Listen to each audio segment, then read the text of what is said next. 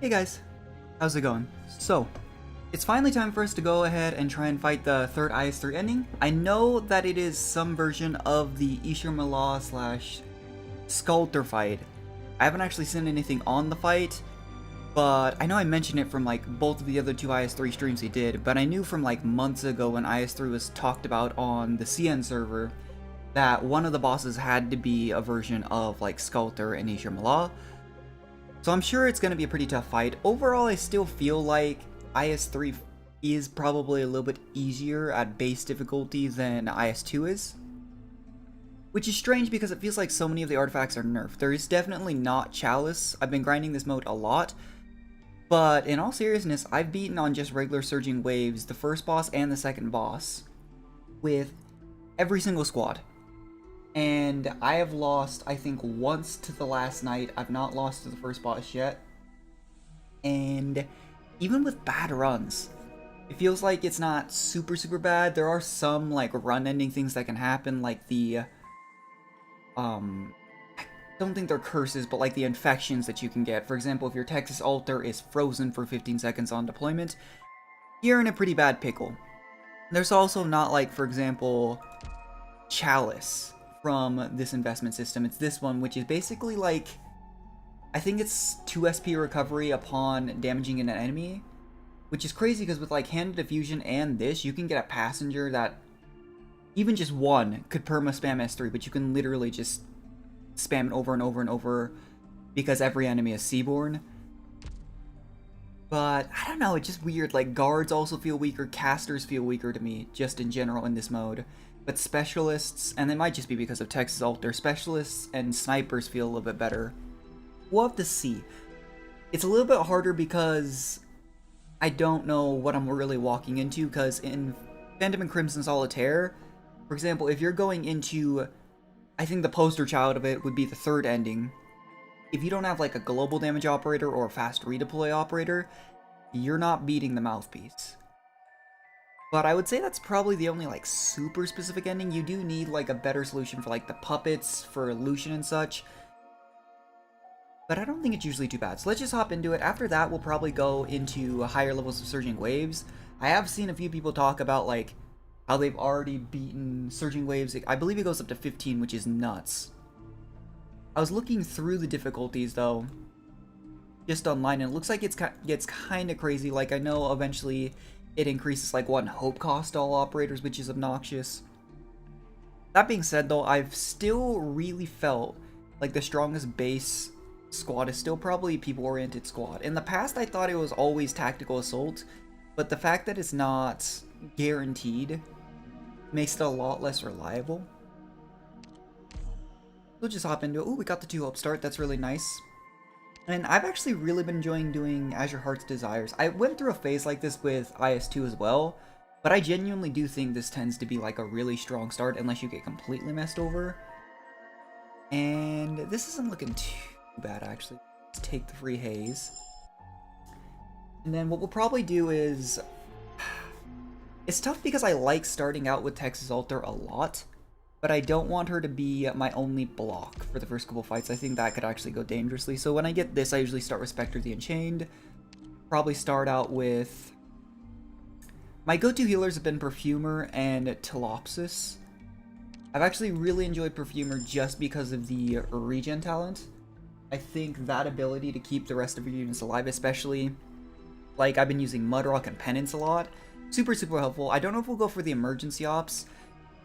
I think we're in a pretty good position to go for it, but I have actually died a couple times on the first floor from going for an emergency ops, just because if you don't have like reliable healing, block, and damage, a first floor emergency op can just kill you, and it's really awkward every single time it happens. But if I had to imagine like just a generally strong comp to go for, we're gonna want Skalter, Texas Altar, Thorns. I've been using Gaviel the Invincible a lot actually. She's been super helpful. And I've leveled up a couple other units actually that have been really nice as well. I found that Cruise Altar is actually insane. I was looking up, I needed a couple more supplementary like 4 and 5 cost units to use for the early to mid game. And you know, was kind of looking for suggestions, and people really suggested Crew Skalter, and she's actually kind of nuts because she has a micro stun chance on every single attack. And part of her whole shtick is that she starts attacking multiple times. Her S2 is after she's attacked. She attacks twice for a while, and then I think it's after like 40 attacks. She just starts doing 4-hit attacks, which basically guarantees that she gets a stun. It's kind of nuts, like the enemies that have to be stunned to be knocked down. Super, super helpful. It's part of what makes Texas Skalter so great for this mode. So really, really cool stuff. I'd also have to imagine that just in general, really good boss killers like Surtur will work for this mode. I know Muinar is really, really good. I just don't like using him a whole lot just because that's besides the point. Honestly, here I think I'm just going to take the Haze upgrade. The only casters I've been using would be these three. I've tried Kailbe a little bit. I'm sure Mostima is still good for stalling. I don't know. Ifrit's always been super stage dependent, and Dusk is really good for stalling. But for now, we'll just take the free upgrade. It'd be pretty helpful. Let's see which emergency op this is. I think we can handle this one. And I will say, the whole first floor emergency op being dangerous is like the one thing that IS3 has over IS2, because I almost never died to emergency ops in IS2, even if I wasn't prepared for them. Whereas, you know, it's been a bit of a problem here. And I gotta say, overall, I think that may be part of the reason IS3 feels a lot easier, is that there's so many more broken units that we didn't have. Like, I've heard that eventually Yato Alter from the Monster Hunter collab will be very, very powerful. But we didn't have Texas Alter, we didn't have Muinar. Like, some of these units that now exist are so, like, game-breakingly defining that it kind of makes sense, in all honesty, that the current game might feel a little bit easier.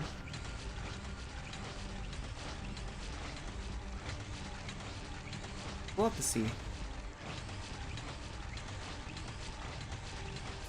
And it looks like I was worried for nothing. I didn't even have to use Spalter's S2 or anything like that. I am curious, though, if we'll be able to beat this boss first try, just because you would assume this boss is probably gonna have some pretty crazy mechanics.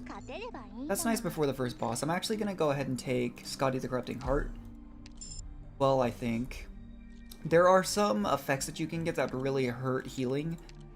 Right now, my primary concern is gonna be that I don't have really any DPS vouchers, but we'll figure that out. Usually, I think voucher luck early to mid feels a lot more important, but by the end, you usually have enough hope gain that it doesn't really matter if you have bad voucher luck.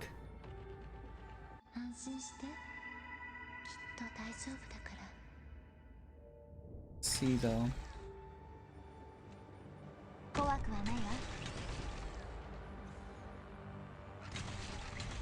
I have absolutely lost runs though, just from like the caster and supporter voucher curse. I know I had one run where I started out with one melee voucher as a guard voucher, and then quite literally until the 3rd floor, I took like 6 battles and I only got caster and supporter vouchers, and I think I just reset that run. But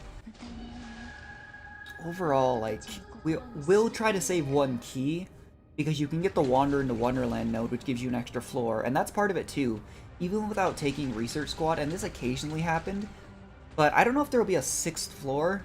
I know there's 2 encounters you have to do for this ending, but overall, like, usually there's enough fights. There's enough fights that you don't really need to worry about not hitting like max level and getting all the squad space.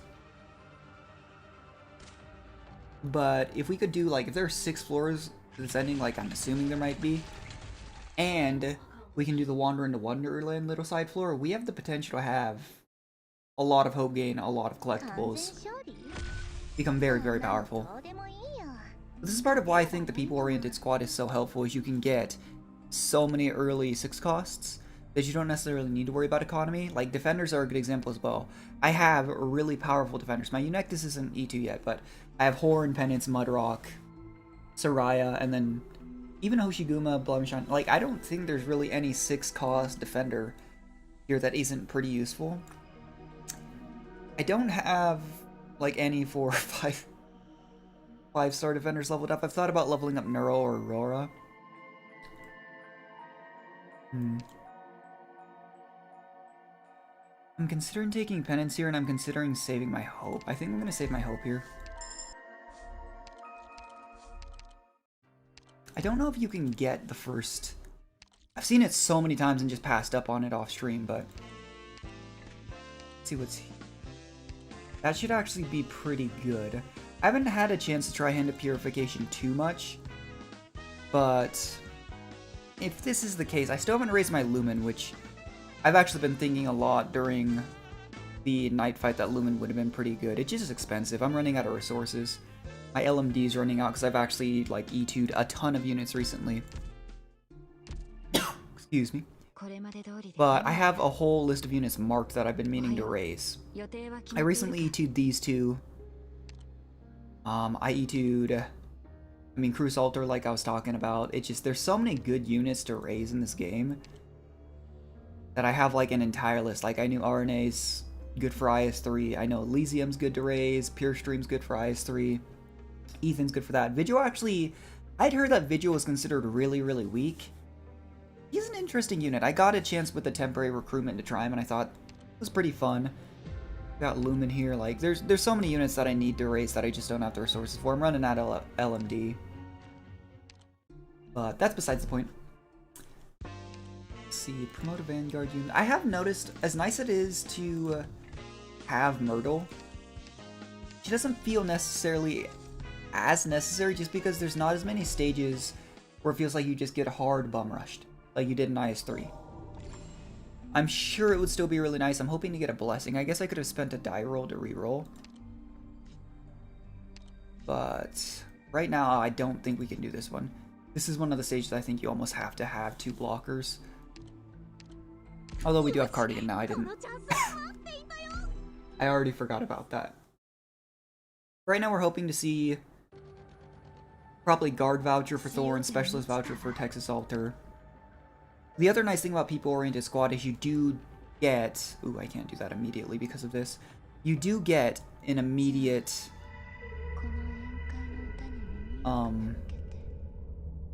Sorry, I'm losing my train of thought.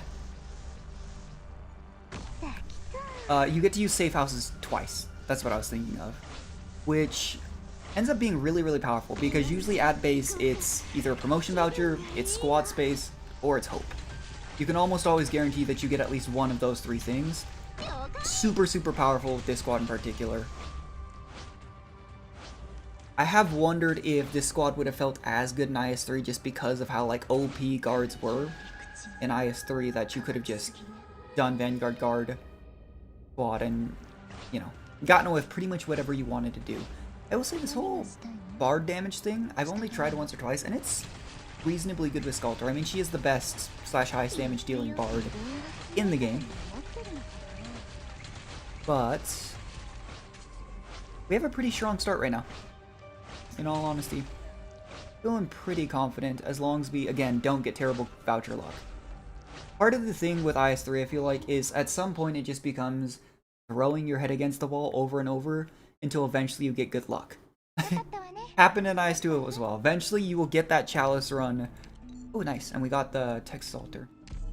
But eventually you will get that Chalice run in IS3 too. That you'll just win, you know? As tough as the time as can be. And I'm not usually too concerned about going encounter hunting in this mode. I feel like...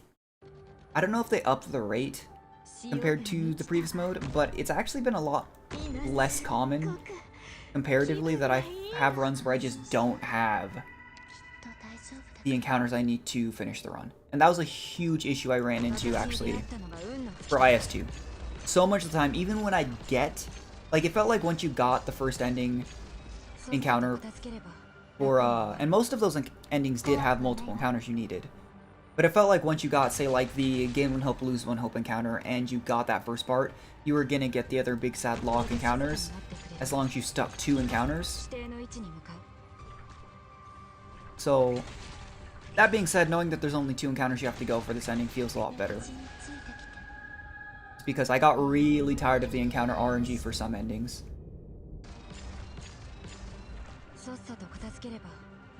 I'm really excited though that they added so many Surging Waves difficulty levels, because I'd have to imagine that's obviously going to make things much harder in the long run, which I can really appreciate. Because it was like IS2 had, you know, the easy difficulty, it had the normal difficulty, and then it had pain with the hardest difficulty. So giving like a more dynamic change in difficulty I actually think is really cool. Let's go for the Text Skalter upgrade. What's interesting is S2, I did go ahead and M3 both of her second and third skills. S2 is absolutely more DPS. That's the skill I primarily use in base content. It's just that the micro stun feels like it was made for IS3. It's kind of nuts. Overall, though, we haven't hardly done any encounter notes. I think I might go for this regional commission. I usually don't do I just do the easiest commission for the regional commissions, because that'll give me a key, and that lets me open up, say, an extra chest, get an extra collectible, as opposed to normally necessarily not being able to do that. Because again, you don't always get the Wander into Wonderland node, but a lot of the time I've found it does show up in the later notes. And it is usually a free collectible. I'm not sure how to position her. I probably should have put Haze where I put Skalter there. And I probably should have put Skalter one tile back. This is one of those stages that I've kind of experimented a lot with where I can do my positioning. Because as it is, so many of the units come in from here, and neither Skalter or my upgraded Haze will hit them. But we have what I like to call the Band-Aid unit right here. In that if you're ever in trouble, you just drop her down and she'll just mess things up. Like, I'd have to attribute like a huge portion of runs to her. Like, I have unironically not done a run without her. So you could argue that's probably why I feel like the mode is a lot easier. I would have to imagine that this mode is significantly harder without Text Skalter. But, hey. I have a max potential Text Skalter. I'm probably going to use her till the end of the time I play this game, if we're being honest. Honestly, I haven't really been worried about like skill activations. I know Haze's S2 is super powerful. I usually just don't use it because I have a knack for every time I use Haze S2, she just dies because the whole like 75% max HP cut. So unless you like really need that extra damage, I usually just don't bother. We haven't seen the Bear Lord, the stealth enemy, or the Duck Lord actually, now that I think about it. There is one stage that's nuts. I've only managed to beat all three of them once, but it's literally just 3 lanes. You get rushed by some enemies, and then each of them appears in one lane. Kinda crazy. Usually that's like an exercise in, I tried to get like 1 or 2 of them. And then here, we have some extra dice rolls. I'm not gonna risk it, I'm just gonna use the key because I know... Oh, that's really helpful actually. And it's a little bit more expensive upgrade. I know that you can get an 8-sided die and a 12-sided die. I think you can only get the 12-sided die if you start with the 8-sided die squad, though. I'm just going to point out, though, the first time I got the 12-sided die, it was not on stream. I immediately rolled a 1. And I was very sad. But part of the reason I was willing to use my key there is I think the earliest I've seen Wander into Wonderland is the 3rd floor. Ooh, that's pretty. I've seen it as early as like the 3rd floor, but usually it's not that early. It's usually 4th or 5th. But we do need to find the Mizuki event, I think, the encounter, immediately this floor. And we got this boss. This boss is actually, I think, a little more dangerous. Usually, I try to take Thorns, and then Thorns can end with the bottom lane, and then you hold like a defender in the top lane. Without him, we'll probably just use Skalter for that. I can't imagine it'll be a huge issue, but we do need to find that event. I do know for a fact if we don't find it by the end of the 3rd floor, we will have to reset. And we found it, okay. I was going to say, if we didn't find the event, I was going to reset the run at the end of the 3rd floor. The past 2 streams, if we haven't found what we were looking for, I just went ahead and did the first ending, but I've been seeing this, so I've only had one run where I had low light, and it was interesting. Let's see. The first time I've actually chosen this option. I have no idea what it goes. It does stink a little bit to miss out on the rogue trainer. Maybe I could have gotten away with doing the singular encounter. I mean, it would have been a 2 encounter path.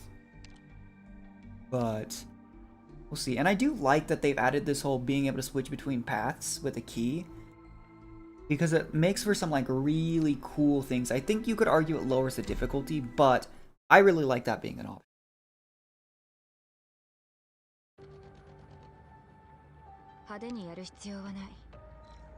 Yeah, at this point, I think aside from the lack of guard vouchers, I already feel pretty strong. I would still probably take a Myrtle, to be honest, just for DP generation, because we're already kind of hitting that point where I'm not super worried about DP, to be honest. And then this stage is interesting. It's cool that they've added some enemies that you don't really see outside of a few like niche situations. For example, these enemies that increase block count, I feel like you really didn't see outside of what was the chapter? Was it chapter 9? I can't ever remember.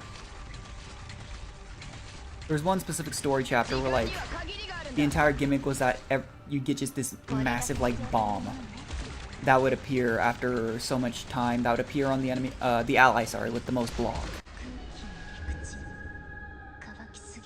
Oh. For some reason, in my mind, I thought that was the sound of Skalter going into Dollkeeper form, and I got really confused.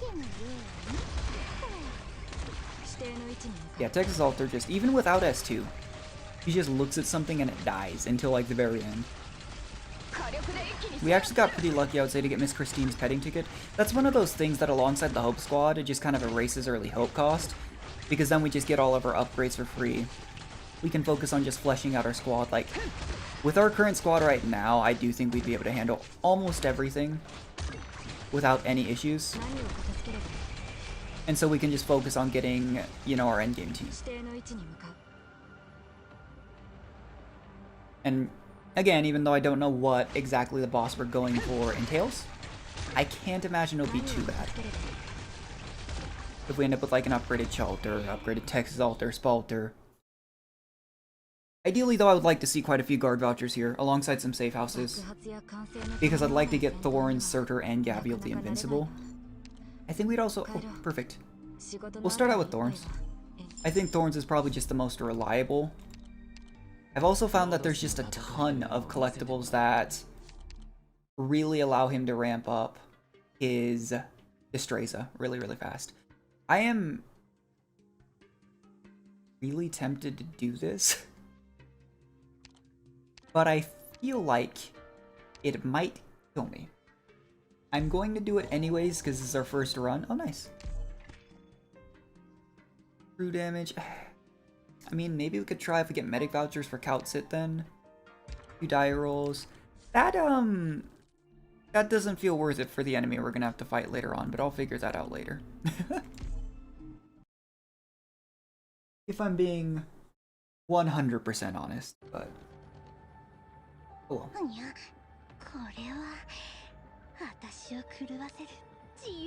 Alright. Start out with this. I'm actually, surprisingly, I was thinking about that Bard collectible and thinking, you know, I'd like to try that out a little bit more just a little bit ago, actually. So it's a funny coincidence, it was like the first thing we saw. And we're going to have the opportunity to work around a lot with the shops here, just because we have a good amount of, whatchamacallits, original ingots, and we got the shop hammer. I need to do this like right now. Ooh, don't go down. I've liked this little die that you get too. The ability to lower not only the movement speed, but the attack speed can be a lifesaver. The only downside right now is I'd like to put Skalter on this tile right here. And she's not going to have like any healing if I do that. I don't think it'll be a huge issue, but... I don't know.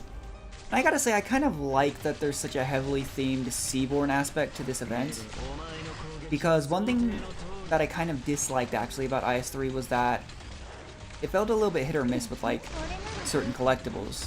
You'd have all these ones that affect certain types of enemies, and then you wouldn't see any. Now the downside is, for example, you still have like the friendly units no longer take damage from Sarkov's enemies collectible that honestly feels like it does next to nothing half the time. But I don't necessarily mind having something like that. I don't know. But overall, this emergency op wasn't too bad at all either.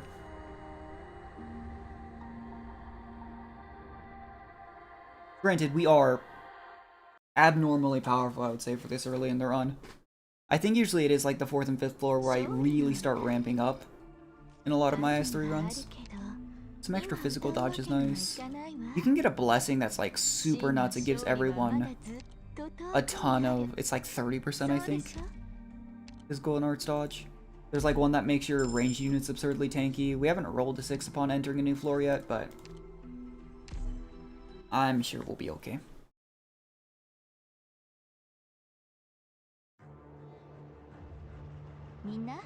I've tried a few strategies on this stage. I would absolutely prefer to have Thorn G2 here if I'm being honest. But since that didn't happen, what I'm probably going to do is put these 3 down here. I might wait for the DP to deploy Skalter facing upward. And then put like Cardigan up top. So I might need to act just this. Because basically these two need to be dead at the same time. Which is usually not a huge issue. If you have Thorn's E2'd, Destreza will just annihilate everything here. The constant cannoneers are a little bit annoying, but as long as you have like a reasonably tanky ally, it's not usually an issue. The only annoying thing is that they're gonna obviously always attack the last like deployed ally, which is why I try to deploy like defender up top last. But that'll make it hard to deploy Haze, so we'll have to see. Because once like if he has Destreza version 2 activated, it will just kill this thing instantly before it can do anything. I do think this one maybe gets stronger every time it revives, but in all honesty, it's such a negligible difference that I've never had an issue with it. And this is where like the regen from Perfumer actually comes in clutch too, because she's just casually giving regen to the top row as well. It's part of the reason why I always talk about it. Cardigan just has a lower skill cost than Spot, and so the ability to just sit there and spam heal herself sometimes works out. Not always, but sometimes. Pop this. Take the time. Here we could do this just to keep Cardigan healthy. I don't think I played this the best. I think I actually maybe should have put... Okay, I was gonna say, is that not gonna die? I maybe should have put Haze where I put Skalter so that she could also help with the top row. But again, not an issue. The 3rd floor boss fights I actually think in both integrated strategies usually aren't a huge issue. I think the most dangerous one was probably the puppet. If you didn't have from IS2, if you did not have a healer, like a multi-target healer or Soraya, but even then. Ooh, that's really tough. So ordinarily, like in IS2, this would be an instant, and I mean instant draft of a speech. But one thing I've noticed is that I think if you hit max level, you need like 3 extra squad space, and the extra deployment limit is really nice as well. And speaking of deployment limit, there's actually a really cracked collectible for summoners that I've had a couple times, and it makes Ling really, really powerful. It's like summons no longer take up deployment space, and with the way Ling's S3 works, it's actually insane. It's like the only way I would use summoners, to be honest, but... yeah, I'm gonna be greedy. That is definitely the greedier option. But we're not really hurting for hope. And we didn't get any blessings, which is a little bit unfortunate. I could go for Wish Fulfilled. Like, I'd honestly get rid of this, as sad as it is to say. I just don't think I'll be relying on Calcit. Or, like, I'll probably take Neural Alter if I get an extreme excess of guard vouchers, but I would say, for, like, general boss DPS, for general play, I actually have been feeling like Gavio Invincible is probably the second best. I don't have Silver Ash, but after that, I feel like it's Thorns, Gavio the Invincible, Surtur for boss killing, and then Neural Alter, which is sad because Neural Alter was my #1 go-to in IS2. But it goes back to what I was saying, I feel like guards are just a little bit weaker. All said and done though, we have a ton of combats here. I actually would like to go straight at bottom path here, but I'm just concerned about making sure that we get the ending. I'm gonna do it just because it's our first run of the day. I'd hate to throw this run by, again, not getting our encounters, but if we go completely bottom path here, we're going to get like an emergency op, a wish fulfilled node. I was not paying attention and did not know we were getting this one. I really do not like this fight. Even on regular, this fight is not fun. But hopefully the idea would be we can build up so much combat power here on this floor that then the 5th floor we can just spend encounter hunting, as I like to call it.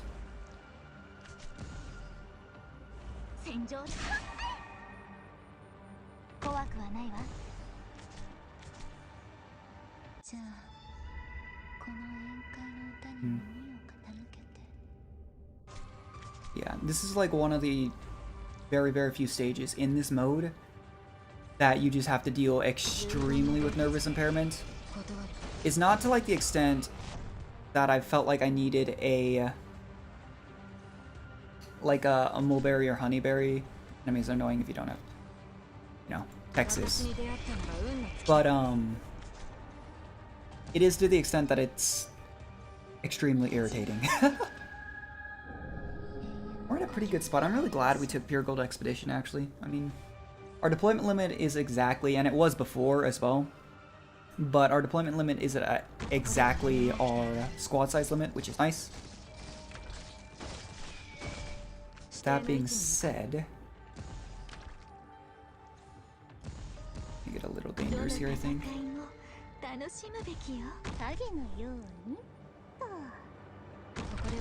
It's like one of my least favorite mechanics in Arcanite. I prefer like the freeze, the perma-freeze from the rerun event we just had, actually. Or actually, I think it's still going on. I will say one unit that I wish I had as well is Gnosis. Gnosis has been pretty nuts for some of the recent events, as well as I've heard for IS3. I think we're gonna go with Penance. Usually I would go for Soraya for the utility, but Penance is just so ridiculous. We do need to get our E2'd, or I guess promoted for this mode.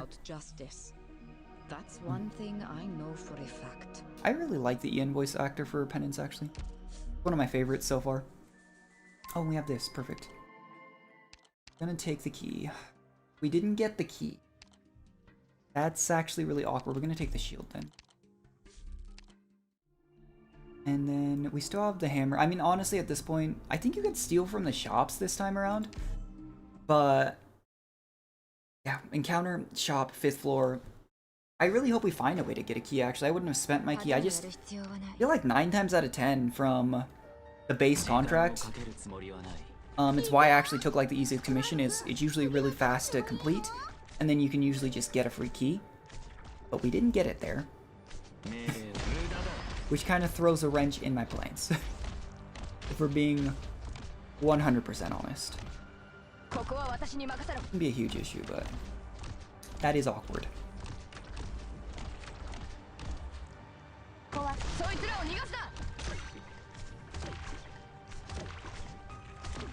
Yeah, I'm thinking about all the units that I usually play that I'm currently missing. It would be like Cruise Alter, again guards.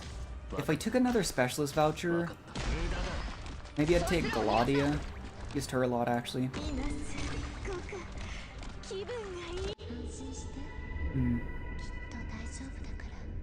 I don't know. I feel like I'm a little bit guilty in integrated strategies of just kind of forcing a specific strat over and over, as opposed to maybe being a little bit more creative. But it usually works out for me. So we'll see. I would say the voucher luck this run has actually been pretty decent. we haven't had like too many dead vouchers, as I like to call them. We're just it's a voucher that like you either don't have the hope to get what you want, or you just don't want the voucher.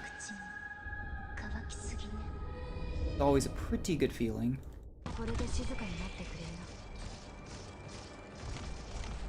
Hmm.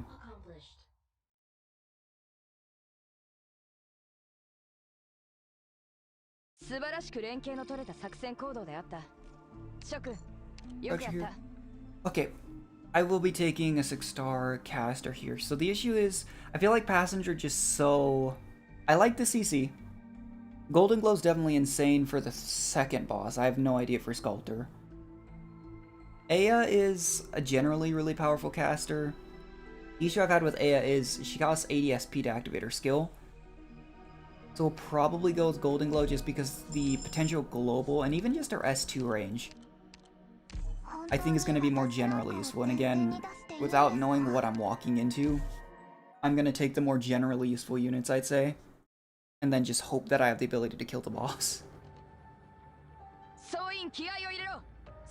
And I mean, speaking of global, I talked about it, like, that was like the #1 thing that would kill my run if I was, say, doing... More than anything, I cannot imagine trying to do blind like a boss like the Mouthpiece from IS2. I think anything else would be very doable. The Mouthpiece was horrifying. I'm definitely hoping for some more combat-oriented collectibles as well. We have really high utility with like Pure Gold Expedition and everything, but our actual utility is not impressively high. Not really a stage I feel like I'm going to play her. I'm gonna let Thorns get some charge real quick, and then delete everything because... I don't know, like I've heard we're getting some more crazy 6-stars. It just hit or miss too. I've heard like everyone loves the design of Huelhiak, Snake Lady, from, I believe she's from the Ryan Labs event, maybe? I can't remember if we've already seen her in-game. But I've heard she's like, battle-wise, like considered one of the weakest 6-stars. And yet design-wise, she's pretty good. I've been looking forward to Yato Altar. I think Reed Altar is also supposed to be really good. I've actually used Hibiscus Altar quite a bit, and I actually gotta say she's pretty useful. Incantation Medics I didn't feel super impressed by. Obviously we don't have the 6-star version yet, but Hibiscus Altars actually popped off a lot when I had... Like, I talked about using Telopsis and Perfumer. Usually I only take one or the other, and it has actually been for Perfumer most of the time, just for that regen talent. So, we'll have to see. Medic Operator, I'm gonna go full healing. So, in all honesty... Oh, you have to spend a key to go bottom path. That's really awkward. I know a lot of times when the bottom path is like the double emergency op you have to, I didn't realize we would have to for this. That's okay. Gives us a chance to get the encounter we need for the ending.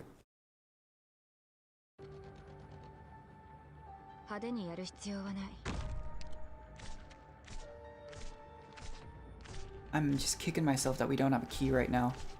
I was just really banking on the fact that like every time I've done that I actually do think that might be the first time I've done the base regional commission and not been offered the opportunity to just take a key. Like, obviously it's the lowest difficulty, so it's not going to give you, like, a crazy good reward. But I've always gotten that option. Here. This stage is a perfect example of me just using Texas Altar to fix everything. When I don't have her, you can usually do like core squad with like Thorns, a defender, and yada yada, but it just becomes supremely unnecessary. You can just drop one of the most busted units in the game.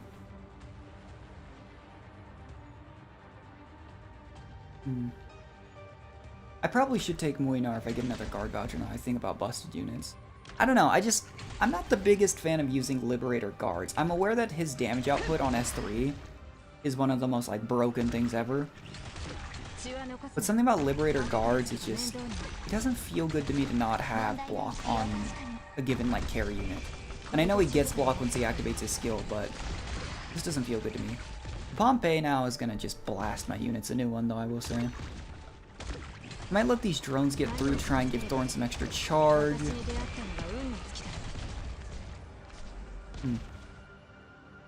Skalter might die. I'm gonna actually preemptively get that DP back, I think.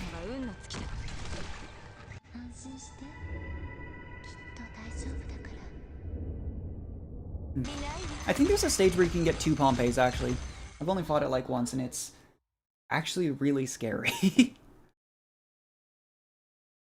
But overall, not an issue. We're still pretty strong. That's a little bit of combat power. And you know what? Let's take Moinar. I have used literally every guard here. I know we were talking about Surtur, but I just don't know, like, I know a lot of enemies, I mean, thinking of Surtur, a lot of enemies in IS3 have a really high res as well. But Surtur is Surtur. We'll see. I think this guy just gives me free stuff. That's not unhelpful. Do I take an upgrade or do I take... I mean, we just talked about Surtur. I could just pick up Surtur here. The issue is, I don't know if we're going to get the guard vouchers or a safe house to upgrade all these units. What I like to do is leave my options open. Like right now, with these 4 unupgraded, I have... Actually, with these 5, I have 5 vouchers that would be helpful, you know? So, you know what? Let's try it. This is really, really greedy. But it could pay off. It could also backfire tremendously. But... see.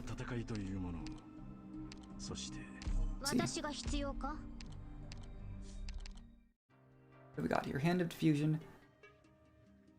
And now I wish I'd taken Passenger. Hand of Snatcher. The issue with both of these is that neither of them is useful to me right now. I'm kind of tempted to do this and then go for Bagpipe if we get the chance. I'm really worried though, our combat-oriented collectibles, like we have really great like exploration utility collectibles. Our actual combat-oriented, that's fine. I don't want to reroll that just because if I reroll a higher number, I might not get any rejection. But it could also reroll into something on like Texas Altar or Thorns or something. I'm trying to remember which one this is. In all honesty, I'm just not going to use her then. The half stats. Like, I've had that happen to Texas Altar, and she immediately just becomes like a stun bot. We did get Wander into Wonderland. That really sucks. Because I don't have a key. Let's go double encounter just to try and make sure we get our ending. I think it's this one that we're supposed to get. But I don't know for certain because I've never seen this option before, and I know you're supposed to pick the 4th option on something. It gave Chen metastatic. I think that's what we were supposed to do for the ending. I am less than happy to have that on Shelter, though. I might not use her anymore.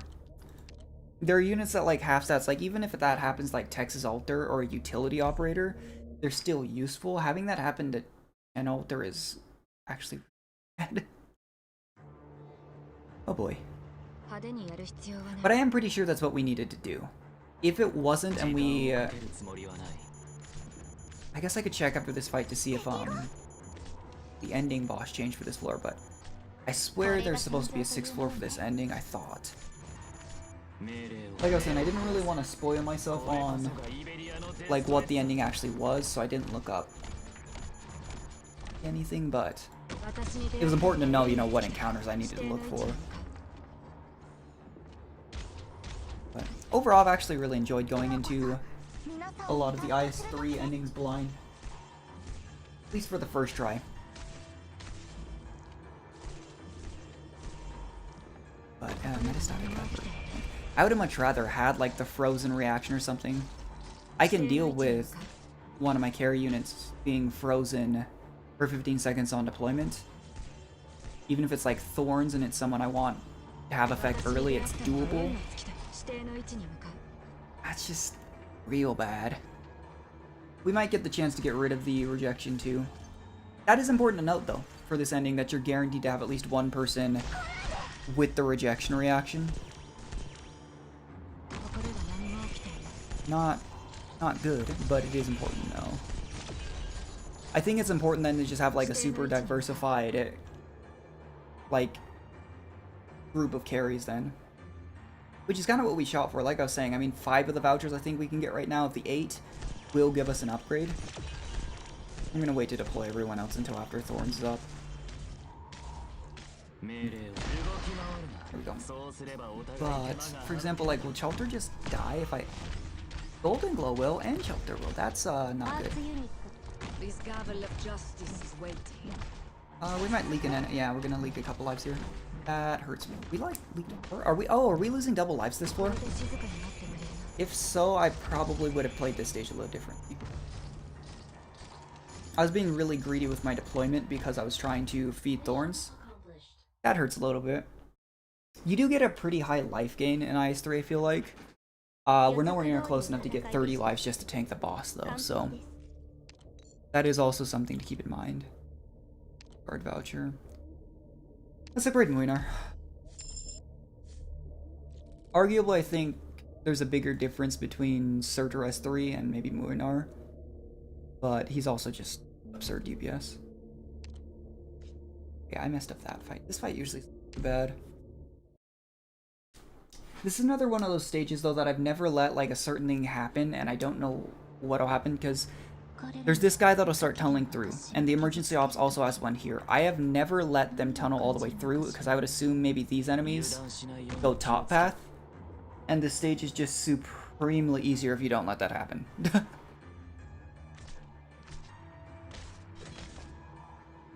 Yeah, as powerful as this run started out, I actually genuinely do not feel like this is going to be a successful attempt.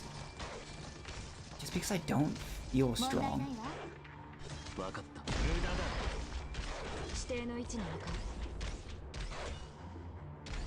I'm here. I feel like my go-to strategy when I do use Muinar is to drop him right in front of a defender to make up for the 0 block when his skill isn't active. I did change his skill, right? Okay, yeah. Couldn't remember. We'll have to see. I think we level up after this fight, if I'm correct, too. Once Thorns is charged up, we'll probably start using Skalter to activate a few of these groups at a time. They're probably the only, I would say, like, mega dangerous part of this stage.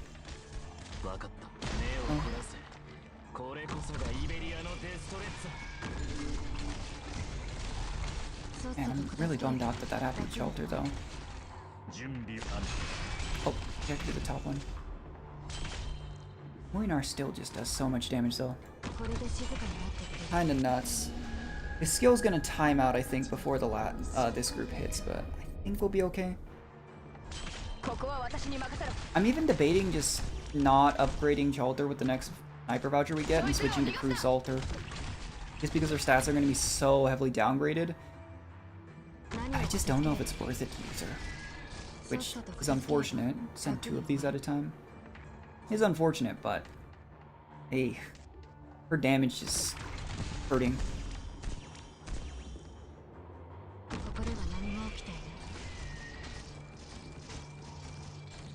Oh, we finally got a... Okay. This one should be pretty doable. Bear Lord is like super easy for... She's not S3, but Penance can block. S2 Skalter is, you know, unkillable when she's active. There is no such thing as absolute. Yeah, everything about this Yakuza event, from like the voice actors of the new units, just... They did such a good job with the event. Really does make me excited for the future of this game. I've still been playing Genshin. I've been playing Star Rail a lot, actually. The problem I have with Star Rail is, and I think some people have already... Oh, we got the key for Wandering to Wonderland, that's huge. Star Rail has the same issue Genshin had at the start, where, like, it already feels like... I've kind of hit a wall where, like, I'm just doing my dailies and stuff. They had a really good event recently with, like, a museum restoration. But I still just feel like there isn't, like, a whole lot for me to stream in that game. I could start a new account, maybe. But... That's one big downside. With her already having metastatic aberration, I'm not going to. Oh, geez, could you imagine? She's already got half stats, and then I take out 75% of her HP, and she just crumbles. Alright, now I know it didn't work super well last time. I think I'm gonna put Thorns here. I usually put him right here so that if he can get his charges up. It's easier for him to get charges here, obviously, because I can put like a defender where this chest is. The reason I usually put him where I did is because he can then handle the top row. But we'll figure that out. Because if there's one thing that we're actually not super strong in, it's anti-air. Because our Golden Glow isn't upgraded, and both of our sniper carries are the ones who took metastatic aberration. It's kind of hilarious, actually, that our strongest anti-air right now are our ground units. Because most of it is coming from Thorns and Texas Alter. I mean, Muinar S3 should also be able to hit anti-air, which is nice.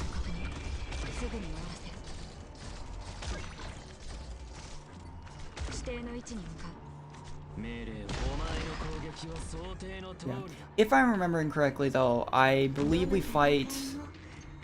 I wonder if you could fight last night instead of, I mean, the first ending's obviously easier. But I am actually wondering if you could fight last night on this floor, because that would be really cool. Because the one thing about IS2 is if you did the third or the fourth ending, or technically the first, you fought Lucian. Like, that was kind of a non-negotiable thing. I actually do think it'd be pretty neat if you could just, like, choose which earlier boss you wanted to do.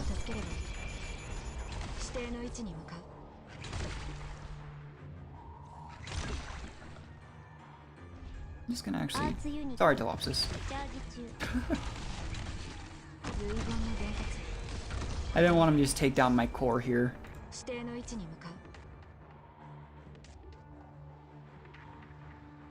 That's what I'm talking about. I never know the timing for Muinar's ability.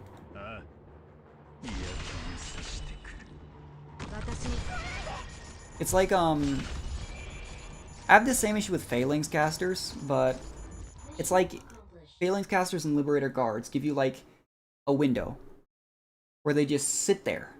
And then they have a window where they do a ton of damage. And then they sit there. Oh, we got another key. Let's upgrade Telopsis. I know we've been talking about Vanguards. Maybe I should have taken Bagpipe because we took Hand of Snatcher. That actually probably would have been the correct decision. Ooh. Ooh. I'm actually going to take Weight Breaker here. The half deployment time on Texas Alter is nuts. Let's wander into Wonderland. I've only died to, I've actually died to one of these bosses once. Surtur, Telopsis. 2 people? What? I'm terrified to We'll gamble. Ah. Maybe we shouldn't have wandered into Wonderland if it was going to give us an extra floor, because that's bad on Surtur. But it's also really bad on Spectre. I think it would have been less bad to have that on Telopsis. Ooh, that's nice. Hey, we finally rolled a 6, too. Now, aside from the fact that we have, you know, Hand of Snatcher, I don't necessarily feel like we need a Vanguard at all for any reason. Ooh, I am... I think we might actually just die to the boss if, You would assume, again, if there's a 6th floor, we're gonna have the potential to get another 2 people with rejection. I'm just gonna do this. Usually I wait for Thorns to build up Destreza, but... Ugh. Like, I think the saving grace is that it hasn't happened on Texas yet. If it happens on Texas on the last floor, I think we're actually maybe doomed.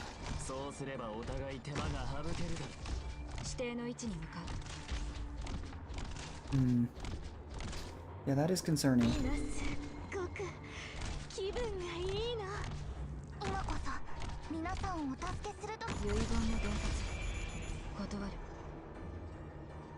I mean, we're at 21 lives. It's actually looking kind of tempting. Have we even run into a single safe house now that I think about it? I don't think we have. That's also disappointing. It's actually starting to look kind of tempting to do what I was kind of joking about and just try and get over 30 lives and let the boss go through if the boss is tough. Because so many of our carry units now have half stats. Like, I would have taken... What are the other rejections? I know 15 seconds frozen. That would have been fine for everyone except Texas Alter, which he hasn't been rejected yet.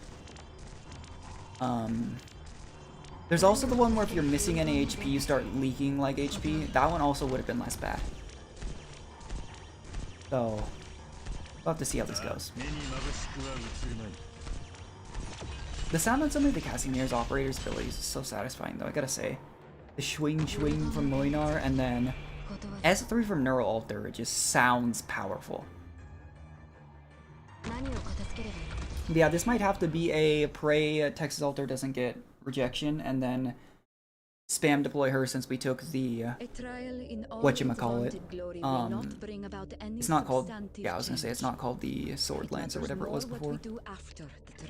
Get some arts dodge. Doctor, I've seen what you've done and find it praiseworthy. Thanks, Penance. We were talking about how so many vouchers here would still probably be helpful. We didn't get any of those three. I could take Soraya or Mudrock, or I could take Kaltsit. I think are the two most appealing options right now. Take Mudrock, I think. I figure one of the best ways to make sure you don't die is to just have operators that are nearly unkillable. We'll level up one more time, get some more hope, and then we'll see how this goes. I'm not keep talking about it, but I am really nervous about how this is gonna go. I'm really glad we got the whatchamacallit, the hope model thing. Or the snow globe, I think is what it's called. Because that is very, very nice.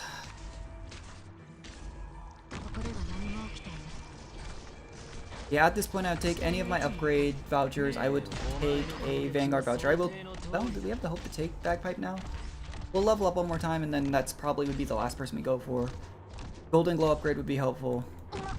Like, we have options for what we can have here that would be good, at least.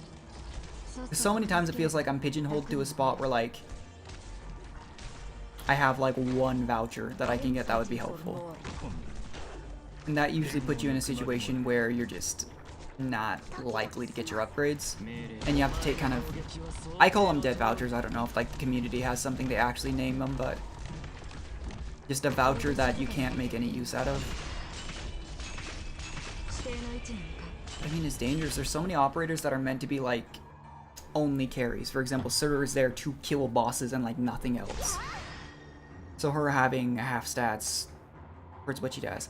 A saving grace, though, is the fact that even though it also chunked to their max HP, because they have, like, I think it's 25% less max HP with what we took, just them having that extra little bit of redeployment time, the half redeployment time, should ease the burden a little bit.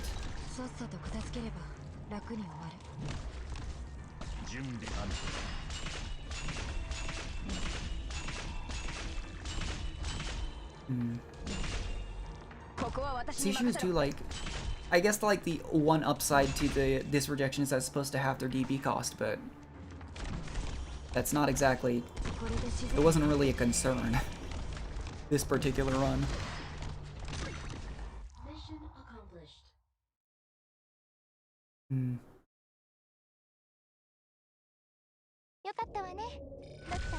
Oh, we hit max level, so unless we get a hope collectible, this is all we're gonna have to work with. That's not bad.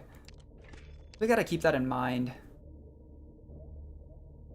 And at this point, like, oh, that's a tough choice.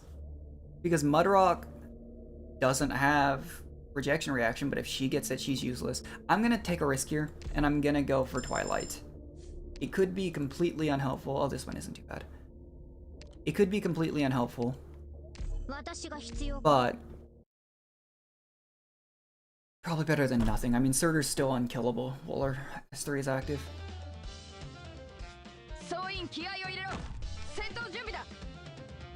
Yeah, this stage isn't usually too bad.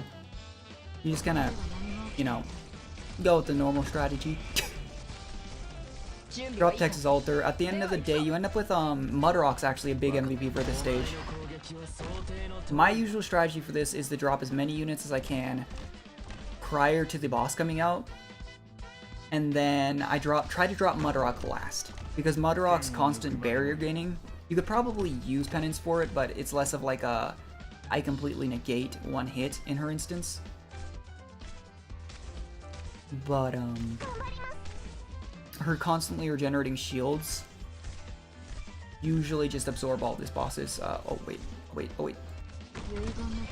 Was not paying enough attention there. But it's just like I can't remember if it's Mephisto or if it's just, I don't think it's Mephisto, I think it's just some random sniper. But yeah, as long as she's like the last one out, the boss doesn't really do anything. I did switch to Twilight, yeah. Drop another medic. Let me do this. Save the last slot for Texas Alter, and we wait. I think I did that in the right order. I'm pretty tired today, actually, but I really wanted to stream this because I like to do grinding off stream, but like I've mentioned, I really like doing the first try on like these bosses on stream. I don't know if we'll do every Surging Waves on stream, but wanted to give my first couple tries to this boss on stream. And I'll probably do at least a couple attempts off stream. Boy, not really. We have 2 medics up though, so if it doesn't one-shot someone, I don't think it'll be a huge issue. And Mudrock might actually be out of range.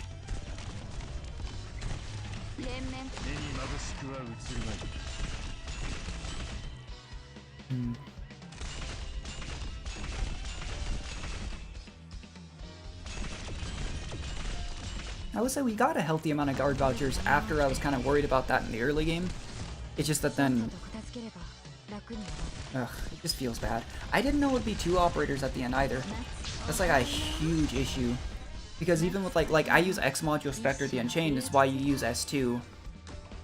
It's super dangerous for her Dollkeeper to have less attack too, because that's part of what makes S2 so powerful.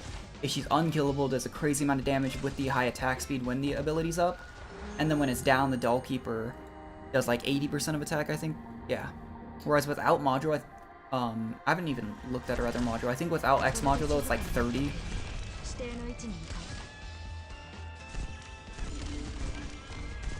Alright. 1 saving grace. The loss of max HP doesn't really matter for Texas Alter, but a 7-second redeployment time is pretty nuts. Just annihilates everything. It's just so gratifying to have like your favorite unit ever end up being so busted with an alter form. I mean, a regular Texas is pretty helpful. A trial in all its vaunted glory will not bring about any substantive change. It matters more what that we is do not after helpful the now, trial. so we'll probably just grab this. Doctor, I've seen what you've done and find it praiseworthy. It'd be Chalter here, no question, if she wasn't cursed. I could also take out Haze and take Bagpipe. You know what, I'm gonna do that. Because Bagpipe S2 is not as good as S3, but it's still usable. It gives us 1 more buffer unit in case we get a really bad rejection here.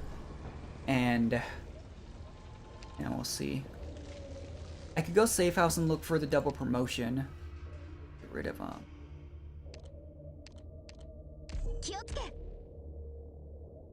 it's tough. I think we go to Rogue Trader here just because we have so many ingots. And we just buy everything. I'm glad we didn't go with Golden Glow, actually. Because we got that. The issue is, even though I think we get more vouchers, we don't have any more hope. But that's nice. Still give that, even if we can't really use the extra squad space right now. It's still a little bit of extra attack. We'll take Stone Gargoyle.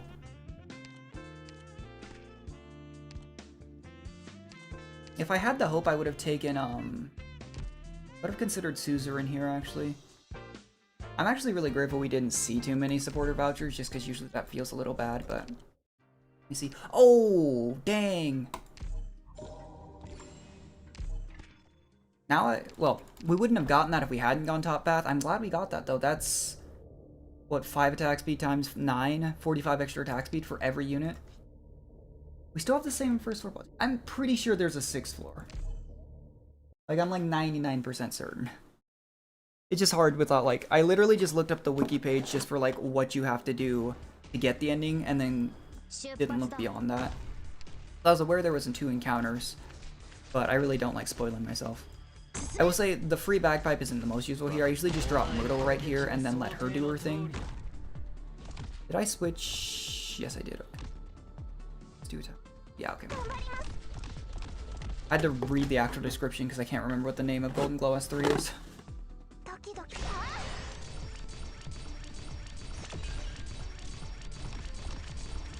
Yeah, that extra attack speed could be a godsend. I was also hoping for...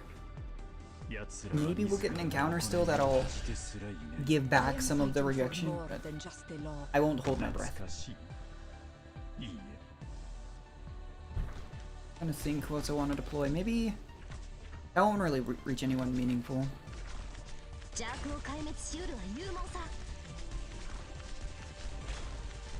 I could deploy Texas Alter to deal with these guys, but I don't think they'll take anyone down. And I think we're good to just wait. I haven't lost to this boss fight yet.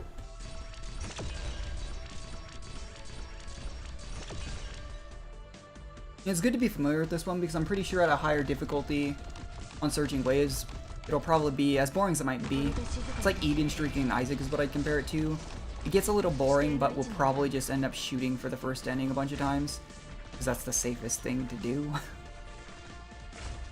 It's always interesting, like in that game, to go for like a Delirium or now the Beast or something, but that's a very quick way to end an Eden streak as opposed to just going to like the chest. Same thing here. I'd imagine a high Surging Wave you do this and not Last Night. I've beaten Last Night a couple times off stream without taking the defense debuff, but it is obnoxious and it does take a long time. Golden Glow's like the MVP for that fight. I actually tried Rosa for that fight because I thought, oh, the S3 will be good for stalling him. But because I'm dumb, I immediately realized when you use her hook and she gets frozen from attacking the knight twice, it instantly cancels S3. I was really sad too, because Rosa was just such a good unit for the Lucian fight. Like, she shined in a couple other fights, but that's ultimately where she was really good for, was the Lucian fight in IS3. Rosa just took care of all the puppets on the right side. I know you could use Ifrit, I know you could use, like, Passenger. But I just found that Rosa tended to be really consistent for that.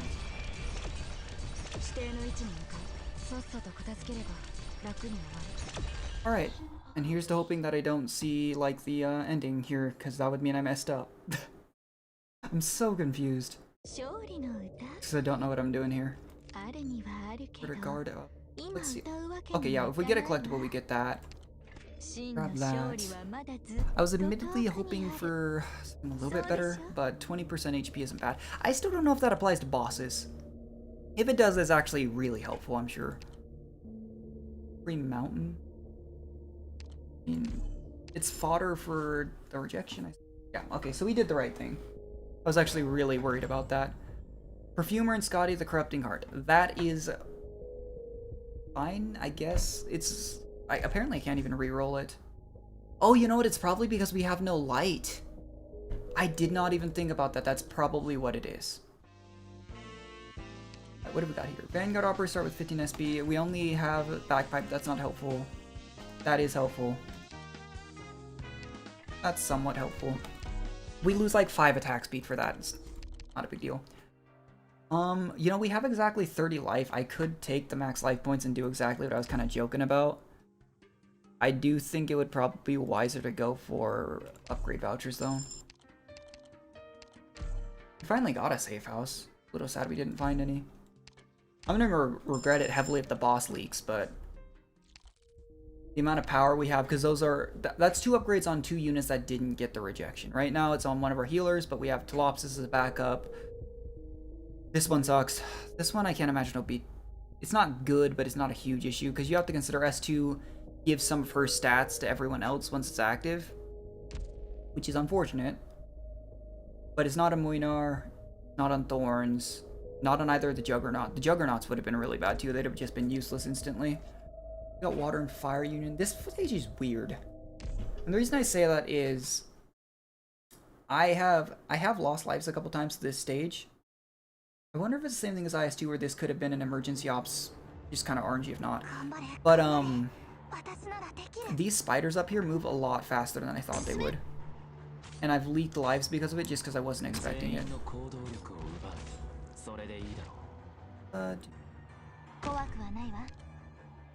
Okay, up here, I can just start having her whittle away at it. Oh, I didn't think about that. Her healing talent's gonna be nuked pretty hard because of that. Especially since we already took the, it's based off max HP. Oh no, it is based off attack, sorry. I don't know what I was thinking there.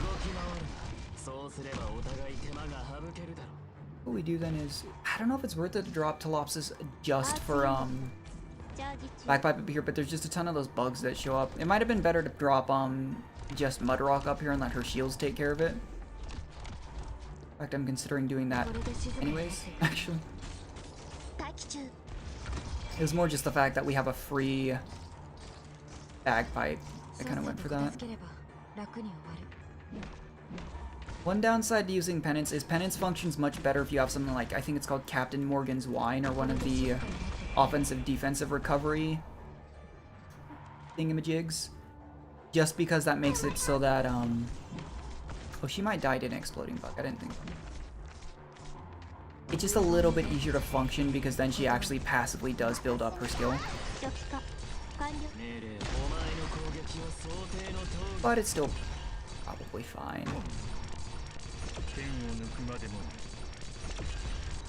We have exactly 30 life points. Maybe I should have taken extra, but I just feel like the upgrades, because we have no more potential hope gain. Like, the voucher we get after this fight, nothing will probably happen with.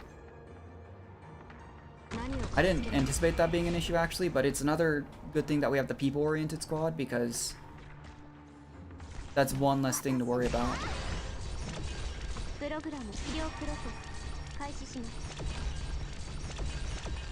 I thought is this the stage with 2 Bombays? I can't remember. It is, okay. Should be fine. We have a good amount of stall here. And Texas Alter has an absurd amount of extra attack with... I'm really glad we got the attack speed relic at the end. I genuinely think that might have saved this run. A trial in all its vaunted glory will not bring about any substantive change.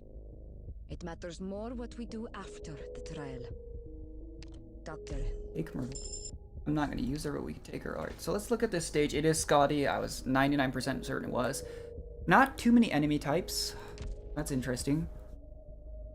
Oh, okay, so it's two paths to defend. That's good to know. I would assume one path is for the boss and maybe like some aerial enemies. Maybe one path's probably for most of the other enemies. 4 places for the enemies to come out from. We're definitely going to be playing on 1x speed. Let's make sure everyone has what we want. I don't even know if it's worth it to bring Skalter. I mean, Mountain's usually pretty survivable even at E1. I'm gonna take a radical call and just say that Skalter at S1 with half stats isn't gonna be useful.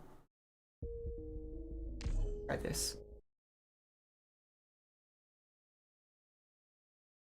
If she was upgraded too, like, I think she still shreds defense. But yeah, it is. Okay. You see, I'm just gonna maybe try and start dumping damage on her. Good to know, she has a lot of max HP. I don't know why that surprises me in any way. Well, if Thorns hold this, because it looks like enemies go this way. Bring her back. Maybe we use, like, Penance to block the other.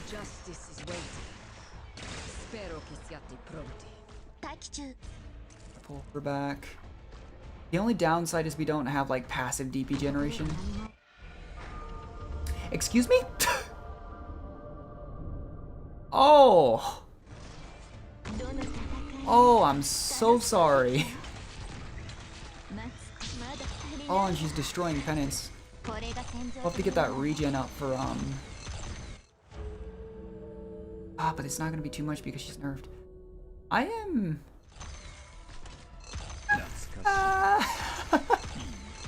If I said I was not really worried about not dying here, I would be lying. Oh, and they just killed my healer. Oh, this is all going so south so fast. Just start dropping units on her. Maybe I should have brought Myrtle instead of Mountain, because I could have put her right behind Thorns and had her start, you know, building stuff up.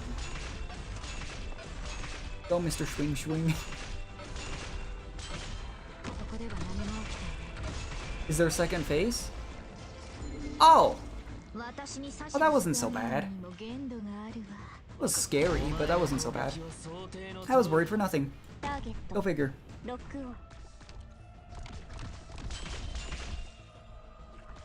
I really do think that attack speed relic saves me. So I couldn't really tell because she, you know, died immediately. But from what I could see, it seems like that boss has some kind of trigger. I don't know if it's damaging her enough or like taking enough hits. But she traded out with, I assume that's Ishar'mla. It looked like a big Seaborn. It wasn't really alive for that long. And then we damaged this, as soon as we killed the boss, it's like it went back to Skalter and then maybe you have to kill Skalter? I wonder if that's a boss then if you don't have enough DPS though. Oh. What that makes me feel like is, and again, I'll look it up later probably, but it makes me feel like Skalter basically,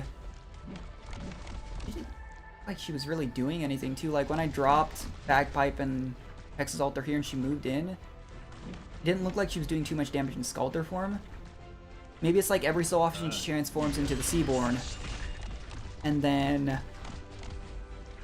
you have to kill the Seaborn, I would assume. And then maybe you can only damage Skalter, and so you basically just have to put down the Seaborn a bunch of times. Kind of like maybe the duo enemy, except like in one form. That is really interesting. That was also a lot less difficult than I thought it might be.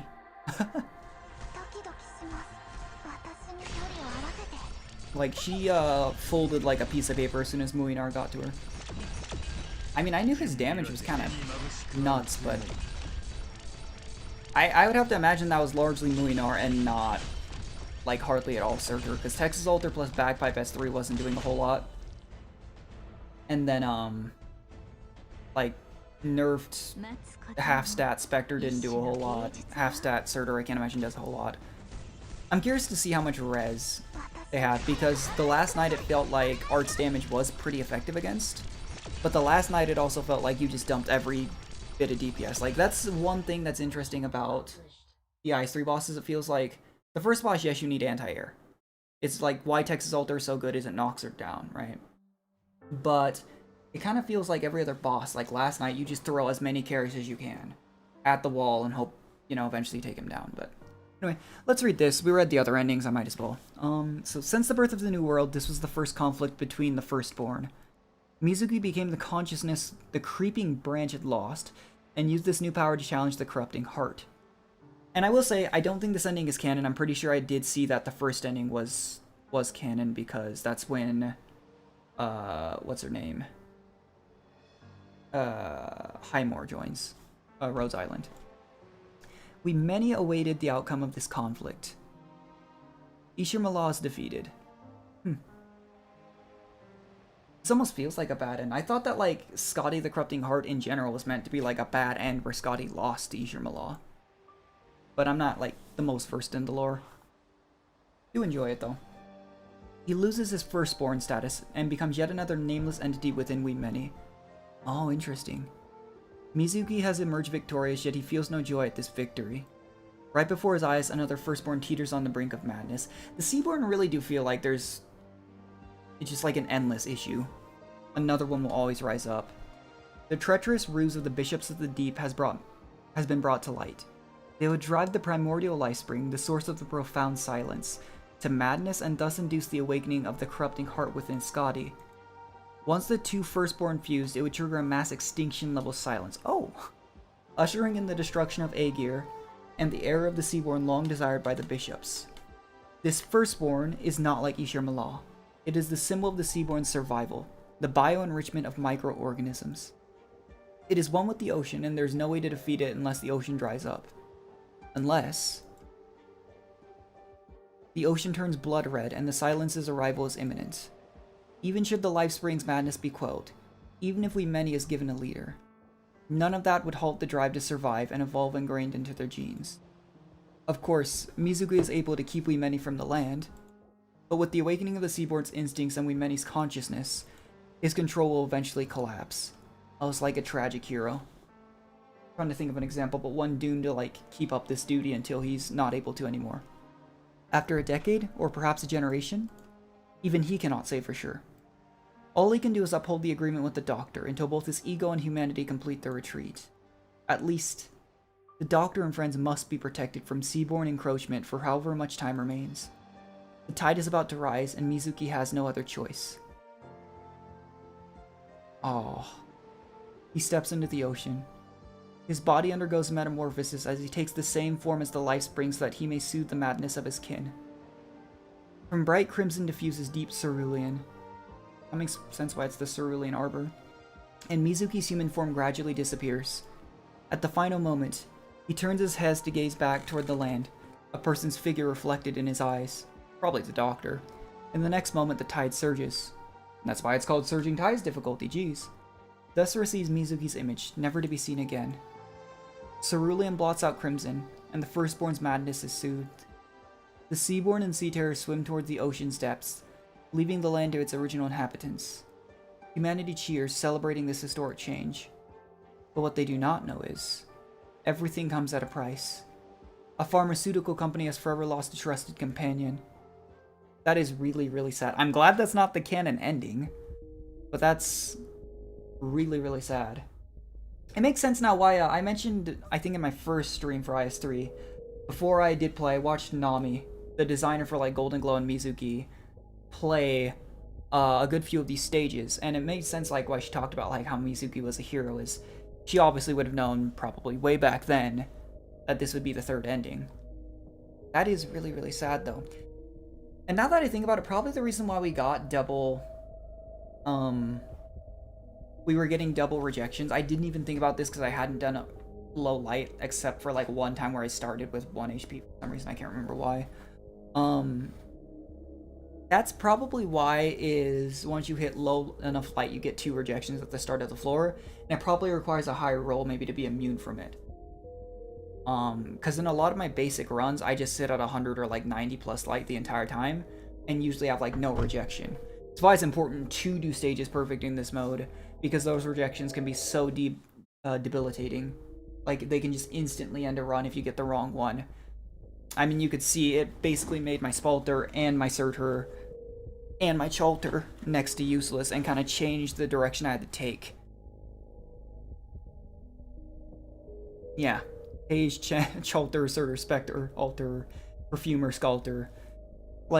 And it's tough because I didn't want to reroll, because when it's 2 instead of 1, unless you have a ton of fodder units, the chance of that going on to Texas Alter or Moinar would have ended the run. And I will say, Moinar is a nuts unit. I haven't been using him as much as I should have.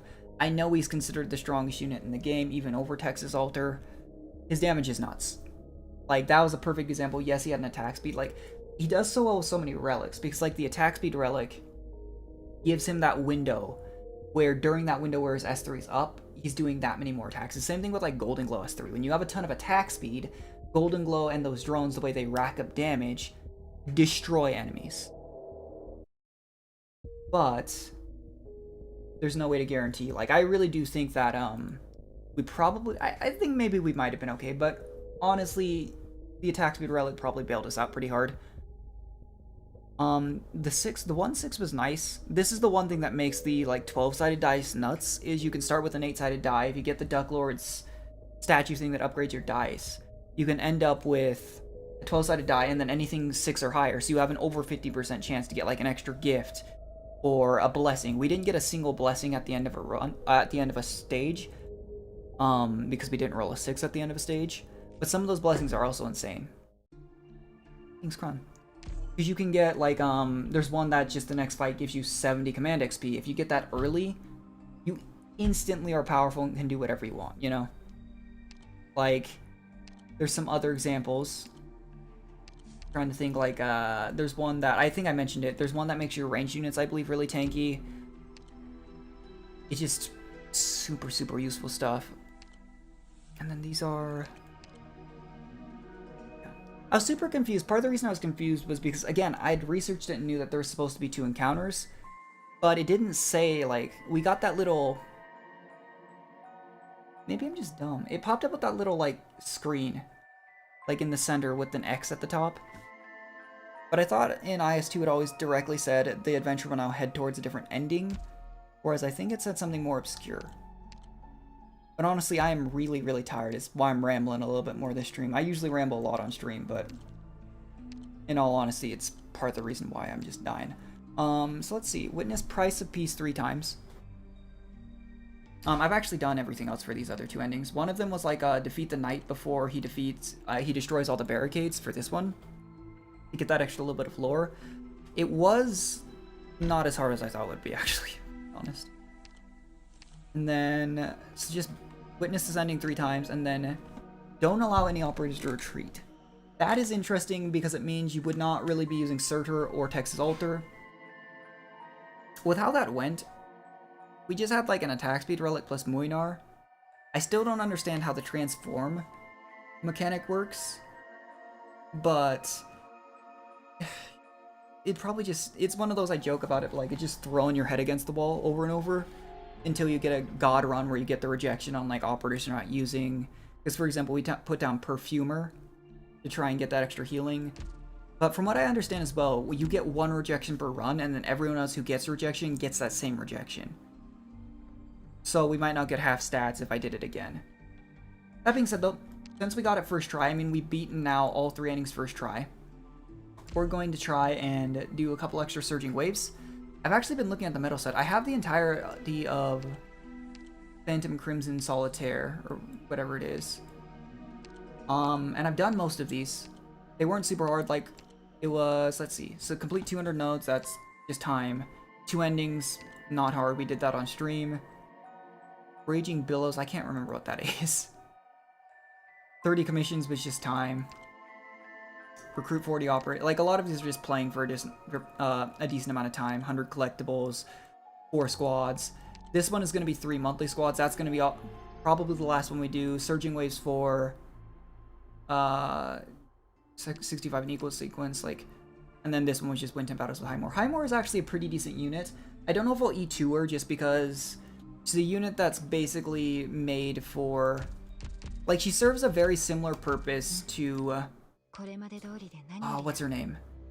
I have her E2'd and I use her every now and then. The Reaper Guard. I think it's La Pluma?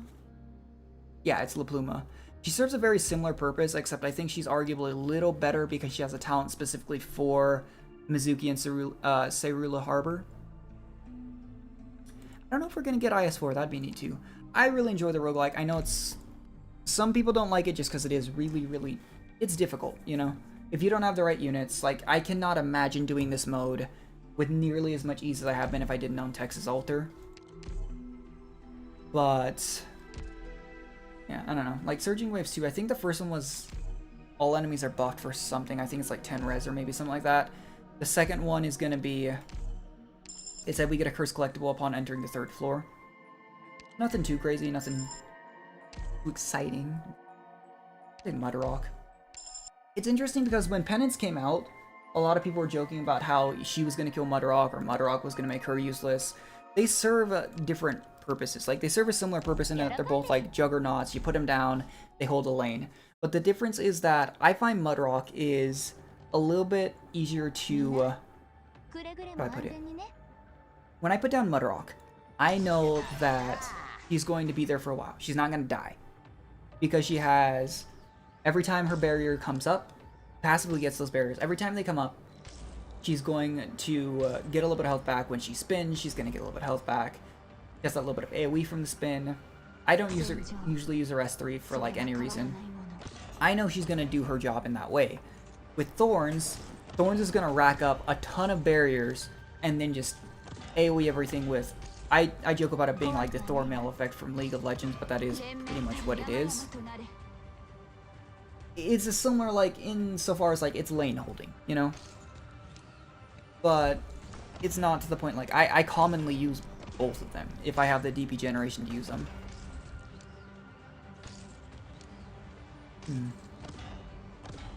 But yeah, I don't know.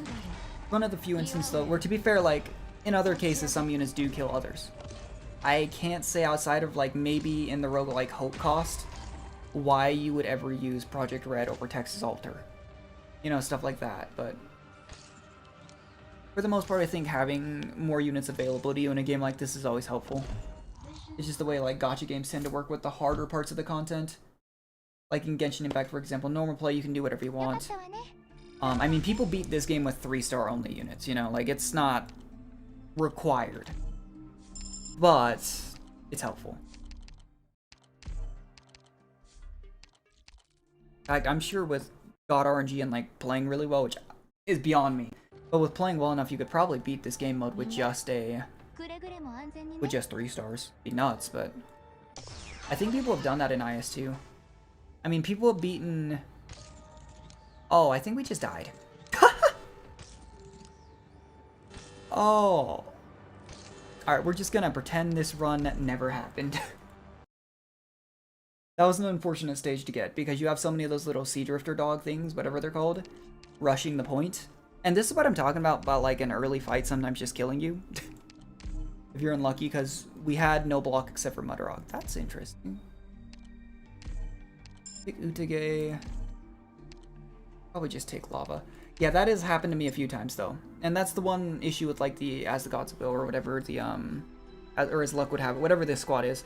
Sometimes luck is just not on your side. I'm actually gonna try Gabriel the Invincible start. I think people use her S2, not her S3. I think both are really helpful. I think there's some trick you can do with her S2. I don't know what it is. It's something that I'd have to like research and figure out how to do, because little tricks like that people find out, I'm not smart enough to do on my own, if we're being honest. But I think there is like a very specific reason why some people will use her S2 over her S3. But she's really good at, I mean, again, lane holding. I do prefer Thorns. I think because we're probably going to be fighting the first boss, we might shake it up every now and then on stream. But we'll probably do at least 1 or 2 more streams just going up in surging waves, and then I'll figure out what else I could stream. I don't know what else I'm going to stream.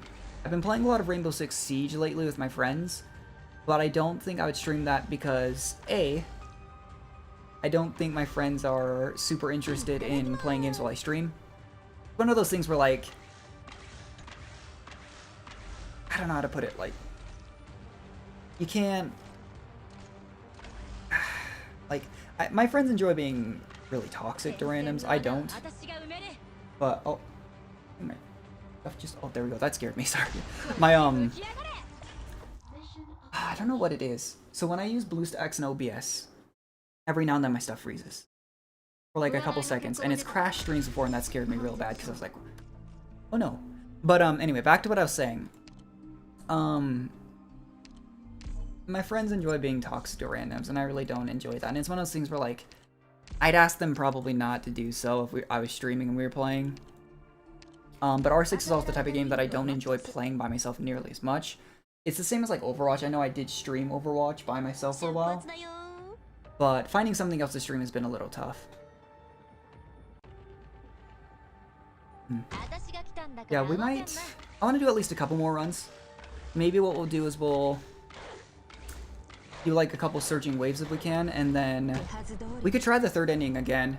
I'm really surprised we beat all 3 endings in this game first try.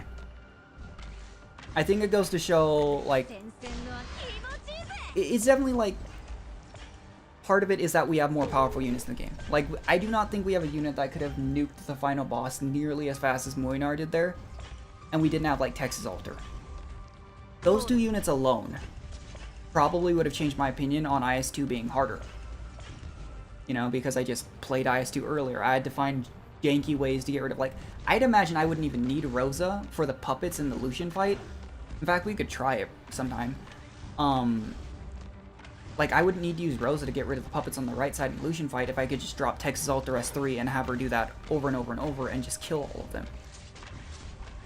Same thing with Muinar, you know, you wouldn't need to do these special ways like I used Neural Alter S3 plus, you know, Surtur to kill Lucian my first try.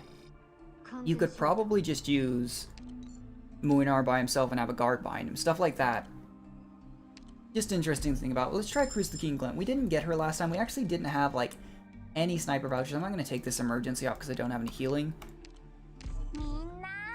But, you know, it's one of those, hindsight is 2020. It's easier now that I'm used to doing, IS3. There's so many factors that play into it.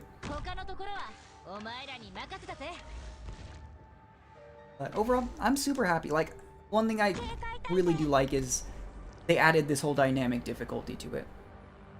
The fact that it goes up to Surging Waves 15 is kind of nuts. Because, I mean, you consider it was stressful. Even though it was a first try victory, it was stressful seeing all of our units getting half stats, you know? I can't imagine doing that with, like, I know at this current difficulty we're going to get a curse collectible on the 3rd floor. I believe those just give rejections. Imagine if we had an extra operator, you know? Like, in all seriousness, if we get the wrong curse on... if we're doing the 3rd ending and we get the wrong curse on, like, Muinar or Texas Alter, I think the run just ends. Because as much as it's stank to get it on, like, Chalter especially, or Surtur, I cannot imagine that they do nearly as much damage to final bosses as Muinar does.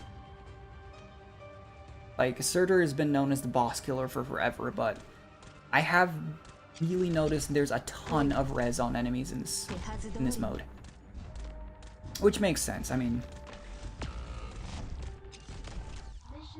one of those balancing things they probably did just so that people didn't mass clear this mode real fast.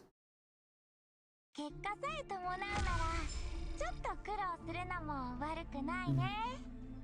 we got a caster voucher. Casters are just not, like... I don't know.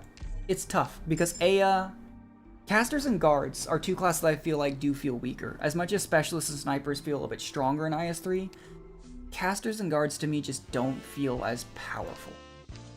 I don't know what it is, it might just be me. I'd have to, again, see what, like, the community thinks. Because usually there's people who are much smarter than me when it comes to, like, theory crafting. Oh, that's really helpful, actually.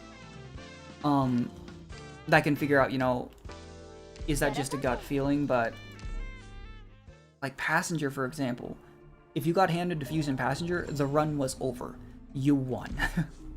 I've had handed Diffuse in Passenger in this mode, and it's not felt great. I had him against the Knight, and all he did was, like, he'd cast his thing, and then he didn't get to spam out S3 because he's frozen for a while. Which is one of those things that, like, they probably just thought what was absurdly broken in IS2 and changed it. Is probably part of the reason why Chalice doesn't exist. Because Chalice broke the game. Like, there were so many funny, like... clickbait isn't the right word, but, like, so many, like, videos where people would... Like, when Horn came out, for example. One of the first things I saw was a video of someone doing a max attack speed Horn and having her just obliterate Lucian before he left the starting area. And it wasn't just from Chalice, you know, I think they had Chalice, Coin-Operated Toy, and the Chivalric Commandments, which, with all three of those combined, that was, what, like, 15 attack speed every 5 ingots you had? You'd have, like, 200 plus attack speed. And we were as powerful as we were right there, with, like, an extra, I think, 50 or so. So it just really goes to show, like, you could really break IS3, just snap the game in half, like... Just crazy stuff.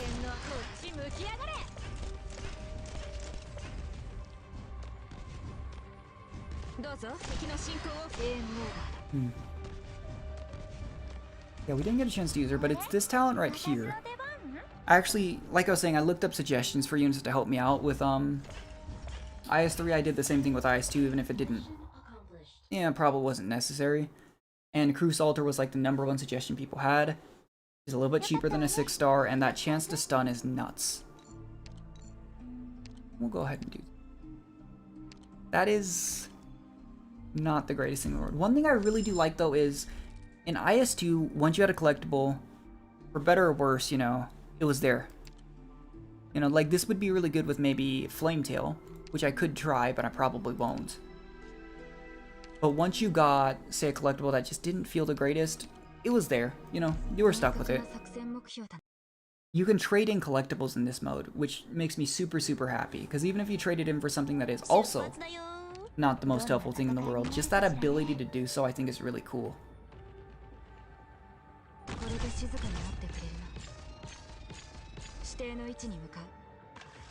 Because in that way, if you just... Sorry, I keep not finishing my thoughts today. I need to take a nap after the stream. But just the ability to trade out and get something else can just be so, so helpful.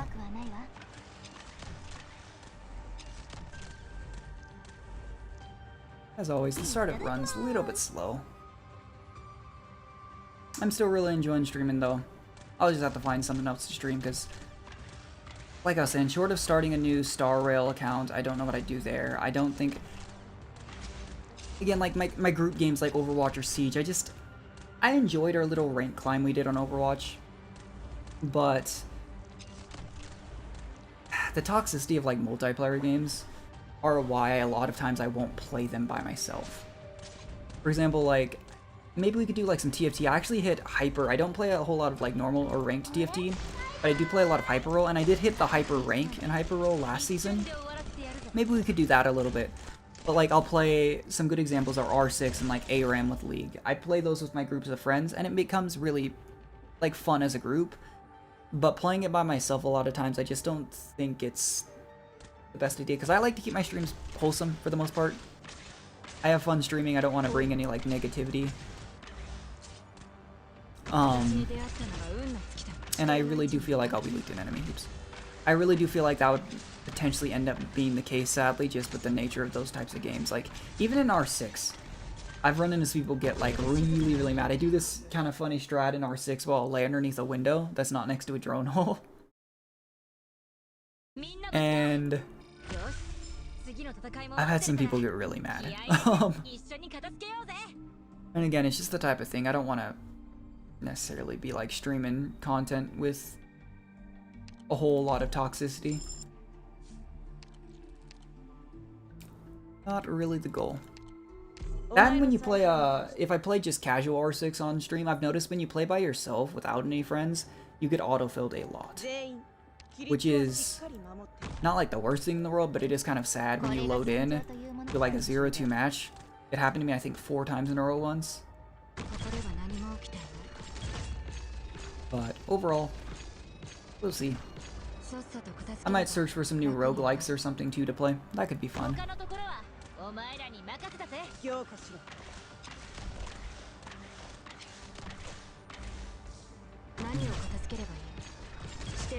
I am curious to see how hard a round would be without Texas Alter, though I'd probably just use Project Red instead. Just because I think, like, my general thought on IS3 is that some of the most important things are, aside from the obvious, like, lane holding and sustain, just having, like, a healer, you know? I think that having a fast redeploy operator, just like a hella drop operator in general, you just put down on anything that you either want stalled or dead, or preferably both, you know? It's just important to have something like that. And then it's important to have anti-air, and it's important to have anti-RCC. It's why you would think maybe Rosa would be helpful with S3. But the issue is the amount of time it takes that skill to come online, unless you have like an auto regeneration skill, is a little bit unreasonable for this mode. And I've noticed a lot of the maps are like more compacted than in IS2. You had some massive maps in IS2. That's not the case in IS3. And we actually finally got these. You know, now that I think about it, we only got one bear in the last run. I was actually really surprised about that. I still don't know what the trigger is, if it's just RNG. But getting free collectibles from killing these guys is very helpful. This one's an interesting addition too, because before it was always either Duck Lord or the Bear. This stealth guy basically, it's important to have like high burst DPS, I've noticed. Because it's just, unless you have stealth reveal, which you could use like, I guess, Horn S1 or something like that, which I probably wouldn't bring along just for the chance that you find the invisible enemy. I mean, worst comes to worst, he gets away. You know, it's every time he's blocked, he'll stun. He can only be attacked, I think, when his stealth is revealed, obviously, or if he's blocked. And then, let's see here, he'll immediately stun the enemy that blocks him. So it wasn't an issue there, but like, usually for this particular one, the strategy just spam down units, melee units to block him. And then just have the burst DPS to hit him down during that little window. Luckily, we have a ton of melee units this run, so it wasn't a problem at all. But it's not quite like the Duck Lord, where like you either need to CC the Duck Lord or burst him down, or oh, we didn't level up. That's unfortunate. Oh, sick. That worked out really well. But that or like the Bear Lord. The Bear Lord isn't usually too bad. Like Mudrock can almost entirely hold the bear, or you know, you just have Spectre Alter sit there with S2 active, and she literally can't die. I actually would like that game, please. Okay. My record is 3 1s in a row. Or no, it's 4, sorry. Yeah, no, it's 4. That's fine. It gave it to me anyway? Huh? I'm confused. Okay, can we not? Sick, okay. I was gonna say, I don't want that on Gaviel the Invincible. Oh, okay, so we got the continuously lose HP whenever their HP isn't full. I will say on a enmity unit like Utage, that does make her kind of useless, to be honest, but I can't say I think that's a huge issue. We're gonna go for this safe house because we are still doing people-oriented squad. We could take the last night. I genuinely do think the first ending is easier. I have not tried it without thorns. We don't have right now. I could probably do it with Muinar too. The reason I like thorns so much is there's so many enemies in that top central area on that fight that it's just super easy to charge up Destreza. And then Destreza plus Texas Alter S3 just deletes the boss. The thorn chests are annoying. The thorn chests are actually like a huge thing that have actually ended runs for me. Just because if you get it on the very first stage, which I have had happen, sometimes your starting unit just decides they would not like to live anymore. And yeah, it's real bad. Because if you do, even I think some of the regular squads, like a lot of the squads will only start you out with 1 melee unit. And so as a result, if that melee unit dies, you probably lose the first stage, and that's how I've died so early on. I mean, it's what happened last run, right? Like, our only melee unit was Mudrock, because we had an ambusher, and I believe it was a caster? Was it lava? So if those units were able to get put down, obviously we'd never have an issue with anything, but they didn't.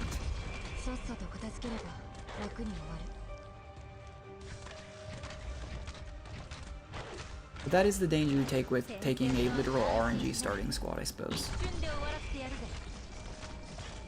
Actually drop it again. But you kind of see this reaction isn't a huge deal for units that can be healed, in all honesty. But I think of it as like a leaking cup. You know, the instant you get like a little hole in the cup, it just goes. And even Perfumer's talent here, because she's not E2'd, isn't enough to counteract it. There is a blessing, I think, that gives you, like your operator with the lowest HP percentage recovers HP, which is nice. That kind of counteracts it, but as you can see, we probably weren't going to use Utage, I don't know how to pronounce it, sorry, I'm bad with names.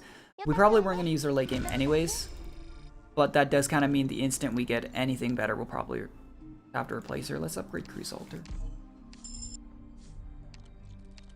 I've actually always liked Cruise. I think the, I don't know, I'm one of those people that, like, I know certain people prefer, like, certain languages for voice dubs. I'm one of those people that'll kind of just use whatever. all like mix and match, and that's what I really like about Arknights is games like Genshin, I think, is a good example. You basically have like, you're using the English voices, you're using the CN voices, you know? Whereas with Arknights, you can kind of just have that really unique ability to say, okay, I would like to use the CN voice for Cruz. I would like to use the English voice for Penance, you know? That is one thing about this game that I've always thought was just super, super cool. I wish more games did it. I get why, like, in certain games it would make it a little bit harder to understand. Like, a more story-driven game, like, Arknights has a lot of lore, story behind events and stuff. Maybe that's not the right way to put it, but like a more, I guess, voice-acted game, maybe? Outside of, like, just, like, deployment voice lines and stuff. Might make it a little bit harder. Like, I can't imagine doing a Genshin character story quest, you know, where you have that mix and match. Like, I get why different games do it. I just think it'd be a really cool mechanic to see. That's one of the things, too, I don't really understand why people argue about. I see a lot of people, like, every single time I see anything about, like, it happens a lot on Genshin videos. It just kind of makes me sad. I'll see somebody, like, praise the voice acting. We'll just take Golden Glow. I'll see somebody praise the voice acting on a random, like, Genshin video, and then the top, like, the first response I see is someone saying, this voice dub is better, and I never got why it had to be, like, a comparison. I think voice actors are really talented people that usually just do their best, and one of those things that I don't think there has to be a comparison. You know, use the voice dub you prefer, but I don't know. I think I'm getting old, is what it is.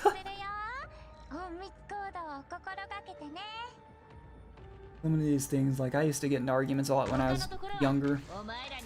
A younger man. Do I have time to... Okay, yeah. That was a little greedy. Hmm.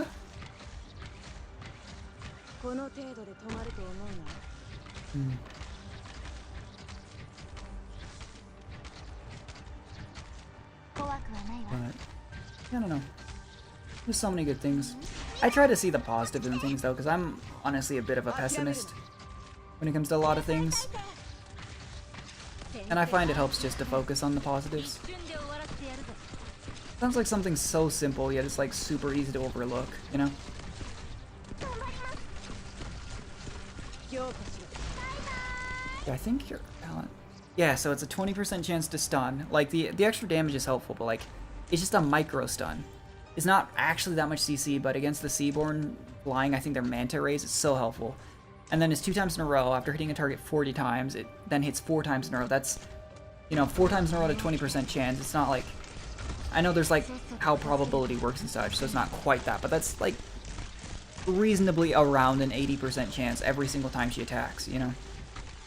Once that that second part of the skill is activated to stun an enemy. Like, it's crazy, because it's part of the reason why I actually raise like Ambriel, why I'm raising J, is they're units that have been just super high utility for lower rarity, and that's really important in IS2. Because or just integrated strategies in general, I mean, sorry. Because in, like, the normal gameplay mode, you can just use your strongest unit, you know? There's very few instances, like, I know Myrtle's a prime example even in the base game, because she's a flag bearer where she's even considered better than, like, Syla, because she's her primary purpose is to generate DP, and she's cheaper, while also generating, like, a similar amount of DP. But, for the most part, like, for example, the only reason you'd use Project Red over Texas the Omatosa in integrated strategies would be if you didn't have enough hope to get Texas Alter. But that's not... Ooh, that's actually helpful. But that's not really, like, a concern, I'd say, when in the base game you can just use your strongest unit. And so I find it really interesting that they created a roguelike mode that actually pulls that into play. Like, I've actually just always thought the design of all the integrated strategies was super, super cool, because it breathes just new life into Genshin. Because I've never been, like, a contingency contract player, but I'd imagine that probably does something similar for a lot of people. And it's not that I don't, like, enjoy hard content, I just never enjoyed contingency contract, honestly.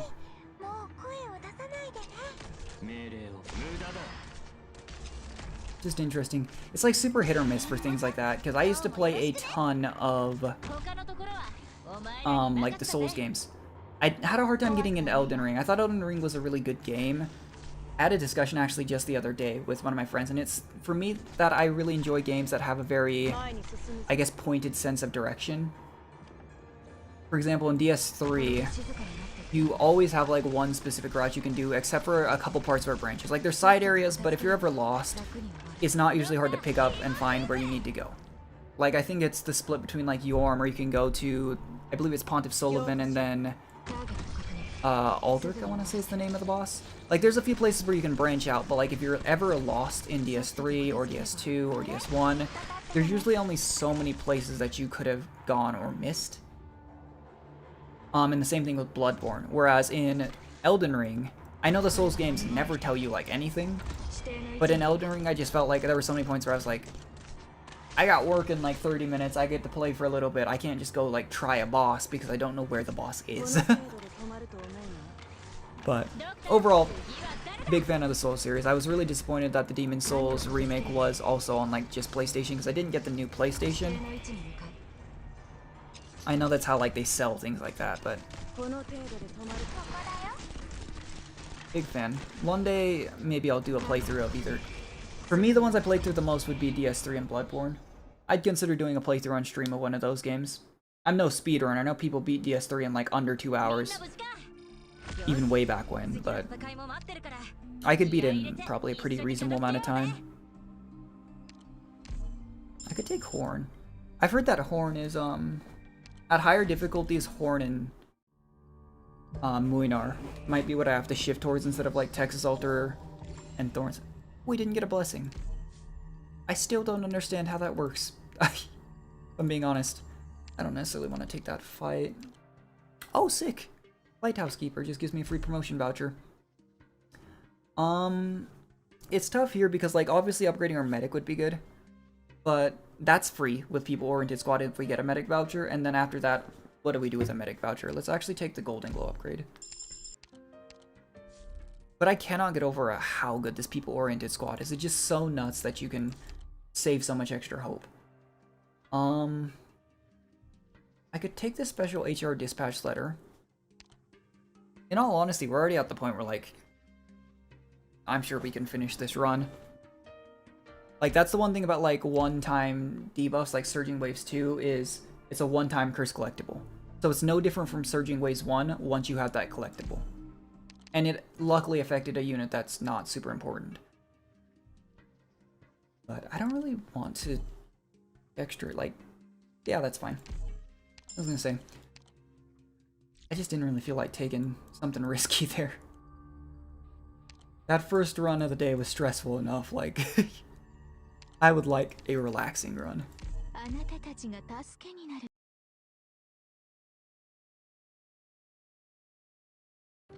Overall though, I really don't know if I'm gonna go to Surging Waves, max Surging Waves.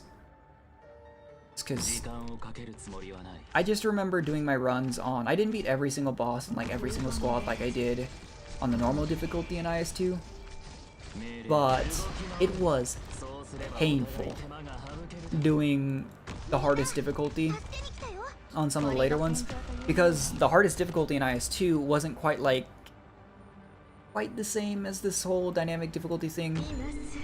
It was just more that you started out with like a random big debuff, so all the enemies were buffed, and then I'm trying to remember what one of them I think was increase the light cost, or the hope cost, sorry, not the light cost, the hope cost of operators and such, and it basically just created this situation where it was kind of a pick your poison type thing. None of them were going to be great to have, so you had to just hope that you got one that was workable. But because we got the collectible for offensive and defensive, I am hoping for some defender vouchers. Because not having to feed SP to a unit like Mudrock, Penance, or Thorns is so nice. Like, I think that's what puts Thorns... I think, in my opinion, in this mode, if you have offensive defensive generation, I think an E2 Penance is stronger. I think a non-E2 Mudrock is stronger. but I also think that without offensive recovery, it sometimes just takes a little bit too long to feed enough enemies into independence. And that's where Mutter Up really shines. Like, it's just one of those, you know, why have one, I guess, if you can have both, but one of those perfect examples of a slightly different situation. And that's the thing, is so many classes, like, there is no other 6-star Liberator guard other than Moinar. You know, there's no competition for him. There is another 6-star Executor, I guess, in Phantom, but there's not really... I mean, Texas Alter, in my opinion, kind of just killed Phantom and Project Red, if we're being honest. But I like when they do that, where they don't just completely power creep a unit of the same type. They give, I guess, a new niche to a unit. That's what I think makes a unit feel a little bit good, and it makes having an older unit feel less bad.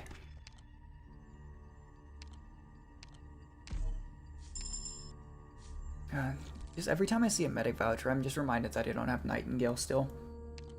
I get just a little bit sad. It's like one of the old units. I know I still don't have like Silver Ash, but because I recently got Passenger, which I was excited to get Passenger, but he was actually added to Yellow Cert Shop too, so I could have gotten him regardless. But you never look a gift horse in the mouth, I think is the saying. Like, he's a super powerful unit. Happy to have him. Even if it feels less good in IS3 than in IS2. But, yeah, I was hoping, I've still been holding out hope. I think the last time that Nightingale was in the Yellow Cert Shop was, I think it was like middle of last year. It was a while ago, last time I checked. Which is unfortunate because it's a really powerful unit. Like, just the ability to have a multi-target medic, which I feel like multi-target medics, as much as I use Shining, I think that multi-target medics are stronger. And so, I don't know, like, just one of those units that not having, I think, really does cripple me in a few fights. Like, doing the Tallulah fight without a Nightingale was really not fun. That fight is so much harder, just because of all the fireballs.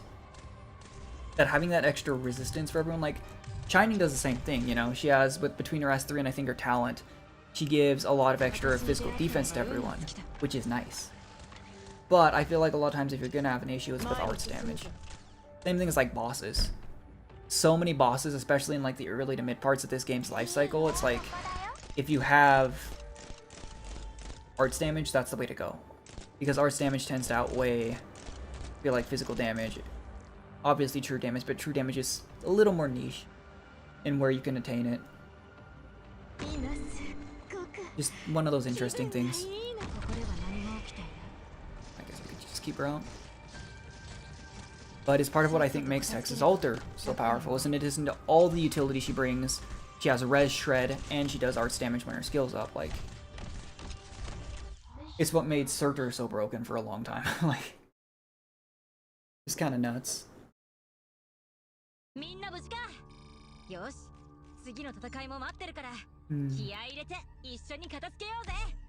But I gotta say, those specialists just feel so good nowadays too. It kind of blows my mind, because the only specialist I used in IS2, obviously again, at Texas Alter, I probably would have used her, but the only specialist that I had in every single run was Project Red, because I think an Executor was really important. And then I would oftentimes be using Spectre Alter as well once I had her, but I do think, in addition to like Texas Alter, you know, I do think Gladi is actually kind of underrated for this mode. Okay, that's fine. It's annoying, but that's fine. I do think that... Sorry, I'm losing my train of thought. Like, it was a helpful class in IS2, specialists were. But they're just so much more powerful, and then we get, like, Yato Alter, I think, is a specialist. I think it's really cool that they got a Monster Hunter collab. I was just a little confused that they went with alters instead of, I guess, like, full-grown, like, new units, just because that's what they usually did with collabs. But honestly, I'm not complaining. Not at all. I think the Monster Hunter collab is going to be really cool. I'm not going to go full ham on that event the way I have with the Siracusa event or Stoltafera, Those are the only 2 events I've actually gone, to be fair, for a full 300 pulls. And that was specifically because when Stolta Fair and Navis came out, I did not have I didn't have Rosmontes, and that was the only limited unit I was missing, so I wanted to spark her, because I'd wanted her for a while. And then in Syracuse, I just Texas Alter is my favorite unit. If she got an altar, I was gonna pull for her. And I was actually pretty happy. I could have definitely used, you know, a couple more potentials for penance. That would have been nice. But I ended up with max potential Texas Alter and 1 penance, and that's fine. I think ultimately, like, the most important, as nice it is to lower DP costs, especially for like a fast redeploy operator, penance is going to be hard to get out early no matter what. Her DP cost is always going to be high. I feel like the most important thing a lot of times for an op is actually the talent upgrade, which is why I was hoping for at least whatchamacallit, potential 5 for Texas Alter.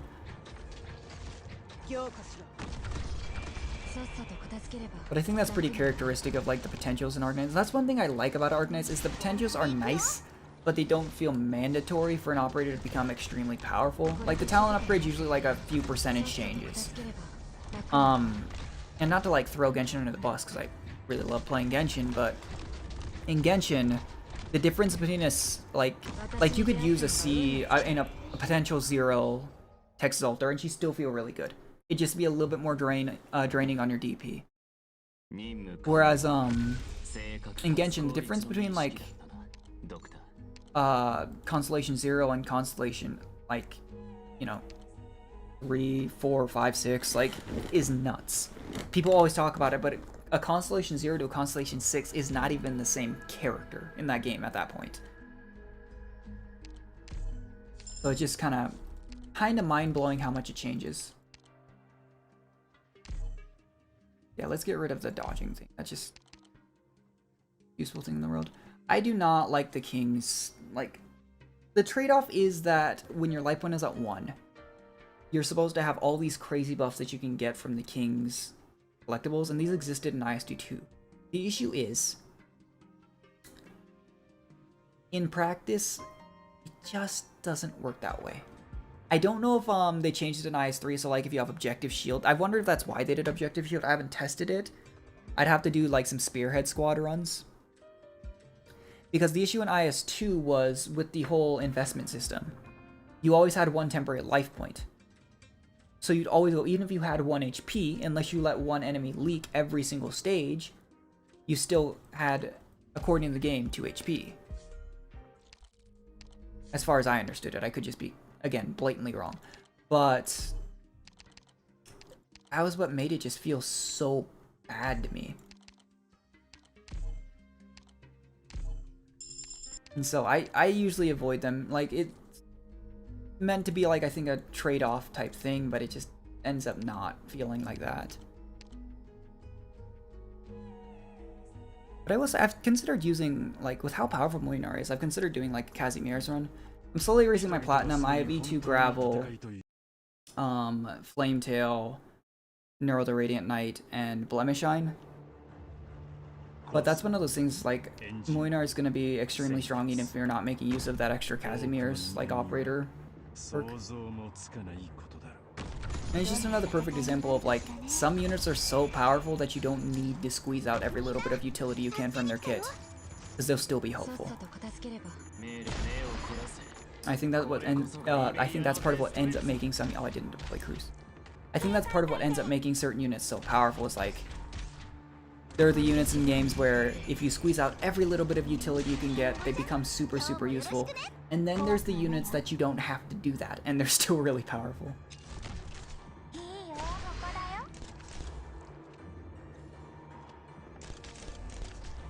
And then there's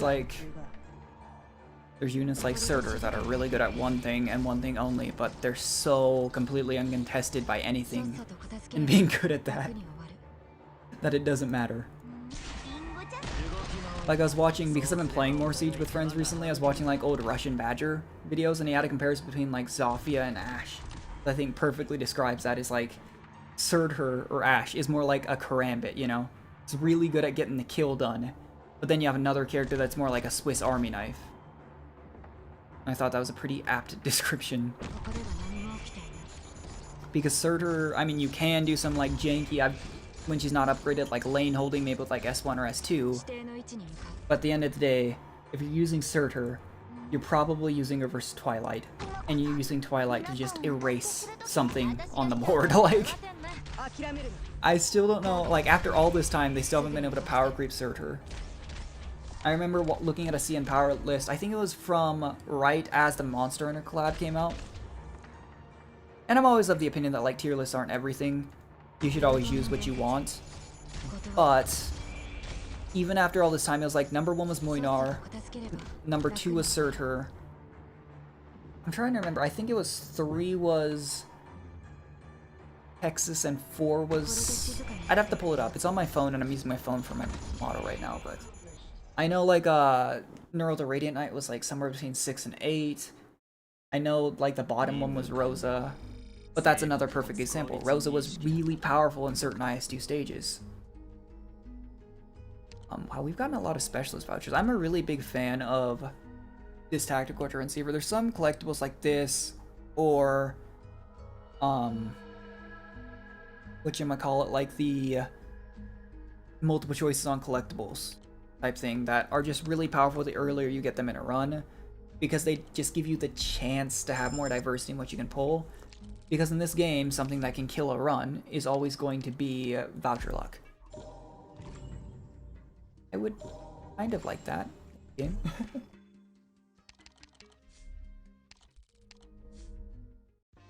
But yeah, voucher luck is the run maker and the run killer. I don't really know. Medic voucher. We have gotten an obscene number of guard vouchers. Let's try... You know, we were talking about it. We have Moinar, let's take Neural the Radiant Knight. I still really like Neural. There are some characters for me that, like, I'll just always really love. Like, Texas, Neural, Siege, favorite 3, but also for me, Gavial's up there, Spectre's up there. I mean, there's so many good characters in Arknights that also just go overlooked, but... What's another good example? I like Ambriel. I like global operators, it's just the targeting is a little weird. Like, a Golden Glow will always just attack like the furthest forward enemy, but she'll attack the, I believe always the, isn't it lowest defense enemy because she's a Deadeye? Yeah. Like I used to use, even if I don't use her hardly at all anymore, ever.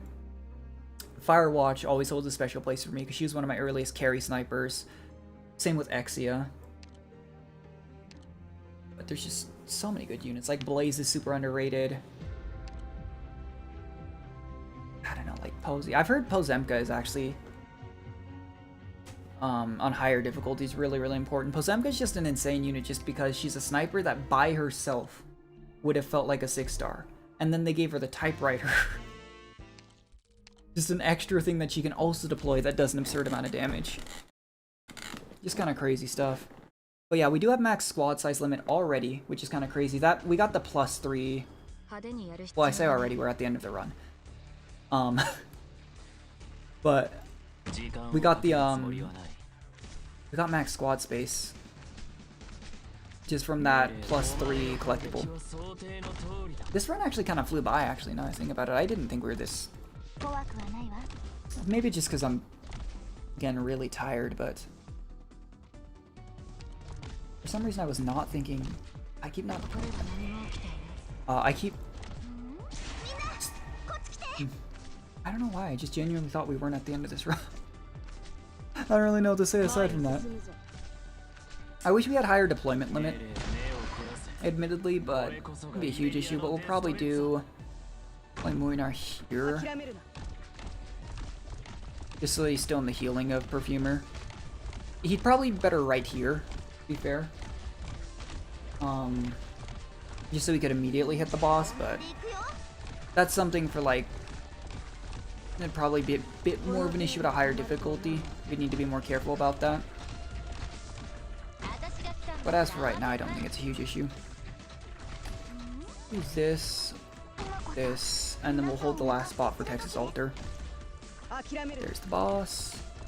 I usually wait for the boss to come right here, because by that point, Texas Alter can hit it as well as her melee attacks, as well as the sword drops, and she still kills some of those manta rays, so she gets the reset on skill. And then ideally we'd save probably Moinar's skill activation for the second phase, which is super doable. I would say, playing Arknights on PC is always a bit of a weird experience.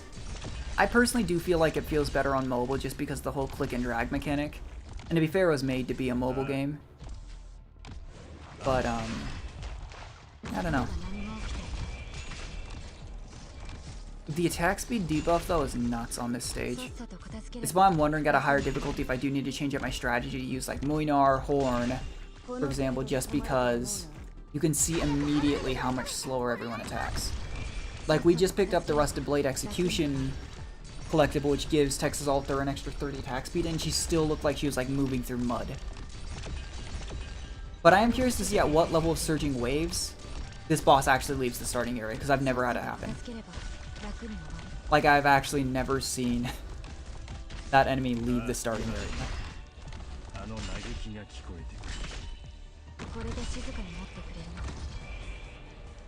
And even if she did, I don't know how much of an issue it would be, because the actual lane holding of the other enemies I've never had a huge issue with.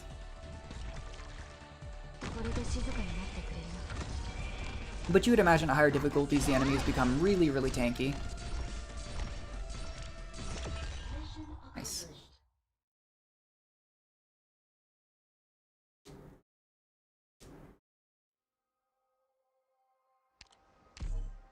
Skip that. Not a bad run at all. But like I was saying, I mean... Oh hey, we got a new collectible. Those are basically the collectibles I think I still have to unlock, is the, I don't know what battle this is. I need to look it up, because I fought most battles and I can't recall seeing reality, but it's entering these specific events a few times. Other than that, we have literally everything unlocked. It's, yeah, clear that battle. I think eventually there's supposed to be a fourth ending added to this mode. I don't know if there will be anything beyond that, but just the fact that this says awaiting exploration really makes me excited to wonder if they'll make an IS4 in like a year or two. I would like to think that this game would last for that long. It's not like as direct as, say, Genshin, knowing that we'll still at least have the other nations, as well as, you know, probably something to do with Conria, maybe Celestia. But who knows? Maybe one day we'll get to see the Doctor in Rhodes Island actually cure Ripathy and everything. I wonder if eventually they'll add the original integrated strategies back, because I never got to play it. It's just one of those events that I was still very new to the game when it came out, so I never really tried it. Okay, it was elemental damage increase. I thought for some reason it was something else. Let's do... Oh, that's what... It's as early as 4? I knew this was a thing. I did not know it was going to be as early as the 4th difficulty. That is actually scary. Let's do a Surging Waves 3 run. And then we'll see after that. I might end the stream after that. And then another stream we'll do... We might do the third ending on a couple more squads on stream. But I'd like to start raising up in Surging Waves and then... Again, try and find something else to stream. I'm going to probably just main people-oriented squad though for a climb. I cannot imagine another squad being more useful. I was surprised at how nice First Class Squad was for the first 2 endings. I had no problems doing the first and second boss with First Class Squad. Research Squad genuinely to me does feel a little more redundant. Extra Command XP just feels like a moot point in this mode a lot of the time. But these 4 felt so good in IS2 and they feel so bad now because just sometimes you just don't get the unit you want. Support Squad's always helpful, but this squad is just so good. It was less good when it wasn't upgraded through the cognitive shaping, but -1 hope cost on recruiting operators, -1 hope cost on upgrading operators, and double safe house rewards is nuts. Oh boy, this is like the exact same. You know what? Just this once, I'm gonna ignore I'm just gonna straight up ignore that that's the temporary recruitment one. Because if I died with the exact same start, Ethan, Defender, which I would have considered Mudrock, Ethan, Defender, Caster, I would have been very sad. That is what I think makes that squad super nice, though, is you get an extra. You can start with one of the other 2 vouchers on a 6 cost, and then you just kind of do whatever you want with the other one, and take the temporary recruitment. And Ethan is a solid unit. He's one of the units on my list to raise, specifically for this mode. Either him or Manticore, because I have an E2 Mizuki, but I think part of the issue I have with Mizuki is, for me, the Ambusher class is good, definitely useful, but it feels bad to have to waste all the hope to get Mizuki instead of a cheaper one. And Ethan also has that extra CC. Mizuki has the root chance. I don't know what Manticore does, actually. But, just tough. It's the one hesitation I have. I don't know why.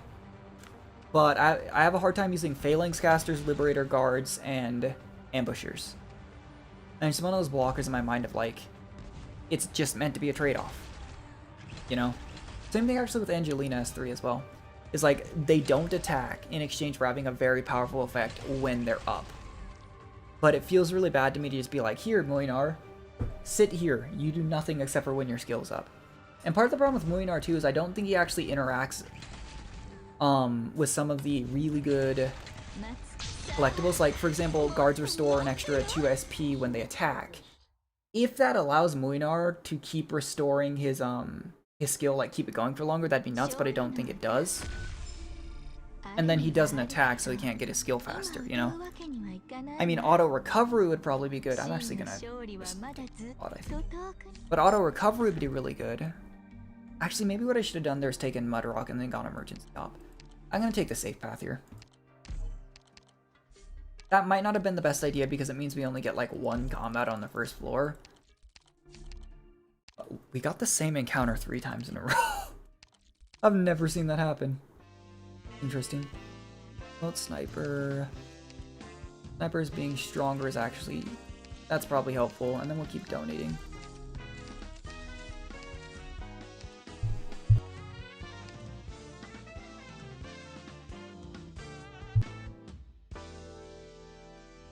Whew, sorry, I had to sneeze.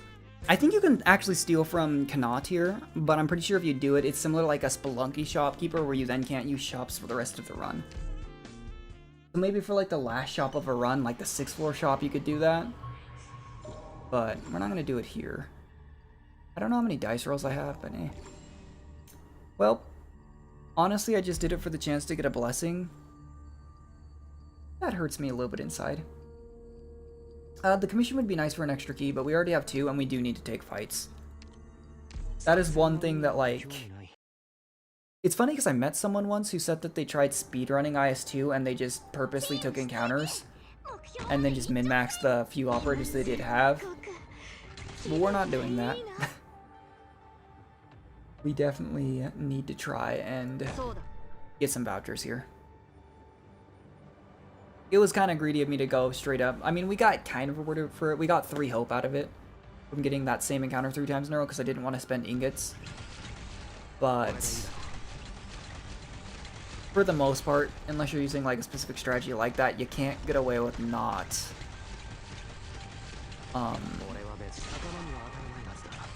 you can't get away with not taking fights in IS. It just doesn't go very well. And this is a perfect example of why I don't really like using Spot, is his skill.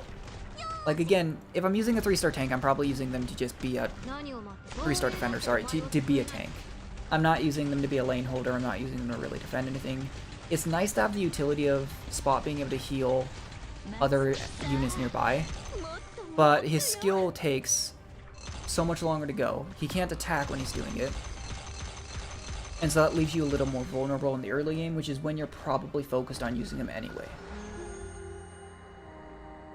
Like that was a perfect example. He had 3 enemies locked up there, but he's just sitting there trying to heal himself. He can't keep up, and then the enemies clump up.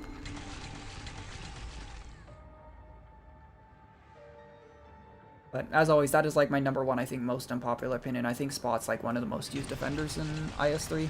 I was actually looking at that. I saw a quick little chart of like what the most used operators were in this mode so far. And for guards, it was like Muinar, Gabriel the Invincible, and I can't remember if it was Silver Ash or Thorns, but exactly, it was pretty much exactly who you'd think for every class. One thing that did surprise me was I saw that people were actually using regular Texas a decent amount, just because now you can use altars at the same time as... This might not go so well. You can use altars at the same time as base units, and actually turns out to be pretty helpful. I unironically think we might die here. Just because we were so ridiculously greedy with our vouchers early.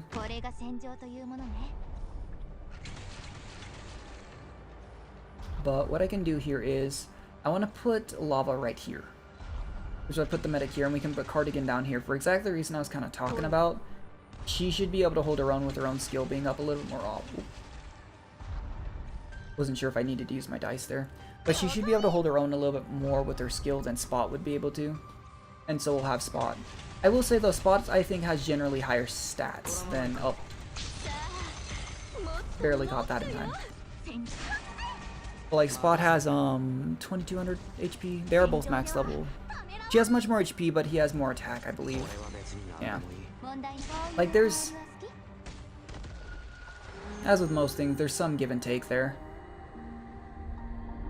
Like Cardigan, I talk about her kind of ability to keep herself alive. Didn't really pan out there. The utility of that dice, though, is really, really nice. We might leak in it. Nope. Oh. I'm surprised we got away with that emergency up without losing any life, just because we are not strong right now. Our DPS units are Lava and an unupgraded Skalter. And now Thorns.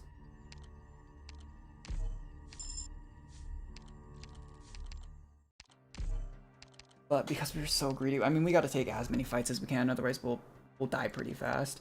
Luckily, we do have a lot of hope. Or literally no. Oh. Okay, I was gonna say, if I rolled another one, I would have been very sad. Oh! Lose an additional 2 light after each battle. That's... Oh, right, it's the curse collectible, right?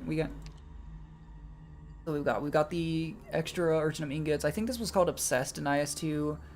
Enemies have extra res, not a huge issue. I'm actually really tempted to go this bottom path. It might cost a key.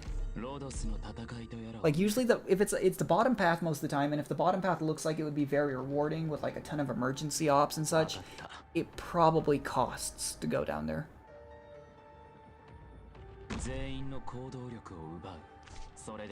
We don't have Texas Alter to deal with the guy over here though, which is a little bit concerning.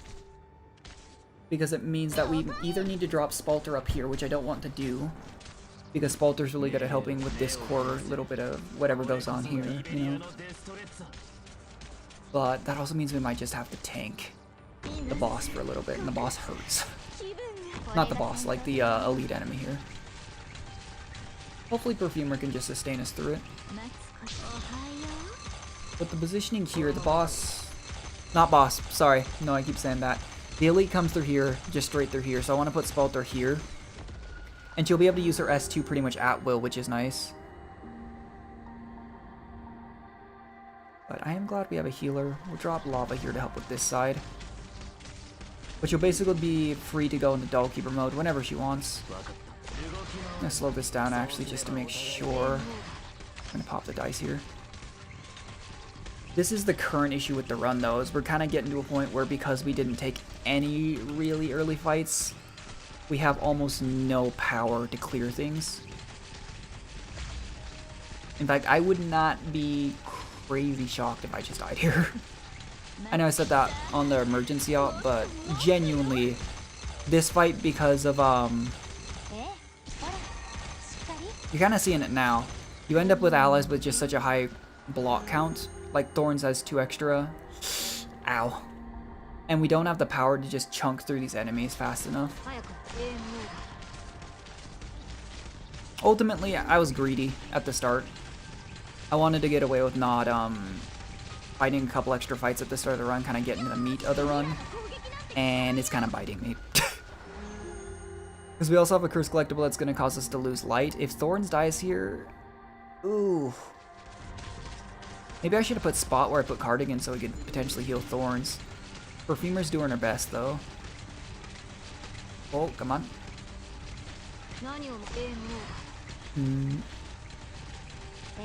Whew. That was too close. Lost 3 lives there. Drop that so that they can hit him. That was sketchy. I genuinely did think I was gonna die there.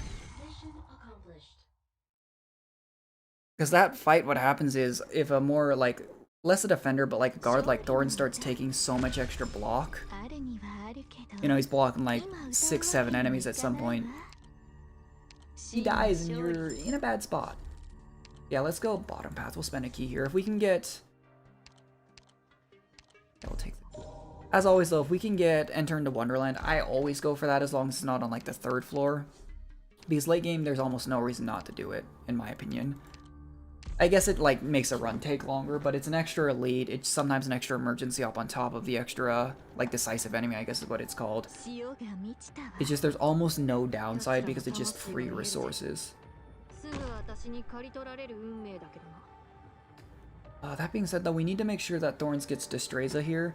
Ordinarily I put Perfumer here, but because there should be, I believe, the explosive slugs, I probably we'll set up on the bottom side here.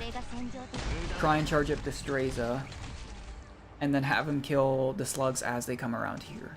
Ordinarily I just drop Texas Alter like a ranged unit and kill him over here. It's not an option right now.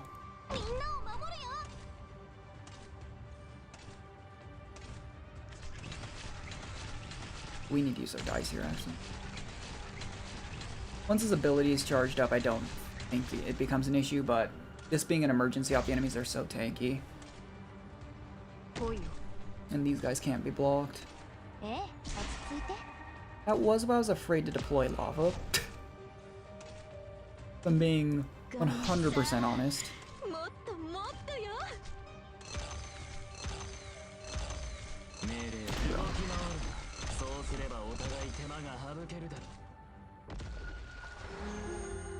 Yeah, he should be able to. A lot of times when I do this emergency op with Texas Alter though, I don't worry about charging up Thorns' S3. Just because it's not an issue. But with S3 he should be able to just kill the spiders at a distance. Perfumer's going to die though. Ooh, that could be bad actually. I'm gonna put Lava here just to tank a couple hits, I think, actually. He does have the talent that restores a bunch of his HP when he's not attacking. And then what I might do is drop like Spot here. Yeah, I was gonna say, so he draws aggro.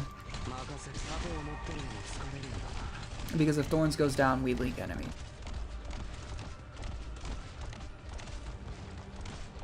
Gotta buy him time. And Spot did a good job there. Alright, perfect. I don't know. Maybe I am underrating Spot.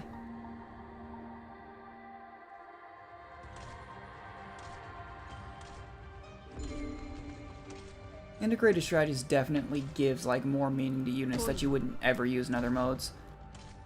Like there is, unless you're doing a low rarity op clear, there's no reason to use like any of the 3 stars ever. Same thing with like, I think there's some strats that use Yato. Or Norcorn's another example. People use Norcorn as a free tank as well. Because he's not as like tanky because he doesn't have a skill, like a healing skill like Spot or Cardigan. But I believe the idea behind it is that ooh, a Bybeak. Still gonna take more. But I believe the idea behind it is that sorry, I'm losing my train of thought all over the place today. He's a cheaper cost unit. That's where I got there eventually. He's a cheaper unit to deploy, which makes it easier. I'm actually gonna withdraw. I didn't want to do that until I hit 500, but I want this extra hope. Pierce's Felt Rug is actually really nice as well. Just because the, there's one for ranged elemental damage, but I actually do feel like ranged elemental damage is less of an issue in this mode. It's there on a couple stages, but usually if someone's gonna get stunned from like nervous impairment, it's usually the melee operators.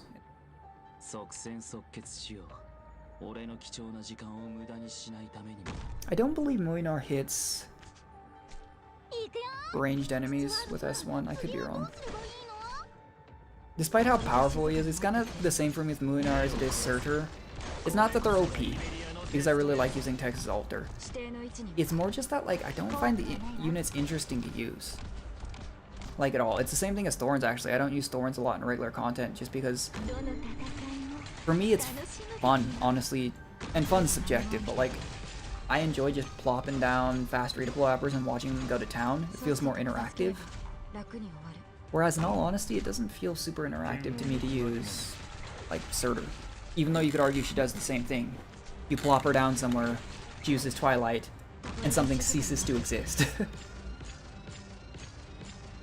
Like, I'm not saying it makes sense, it's just kind of the way I choose to play the game.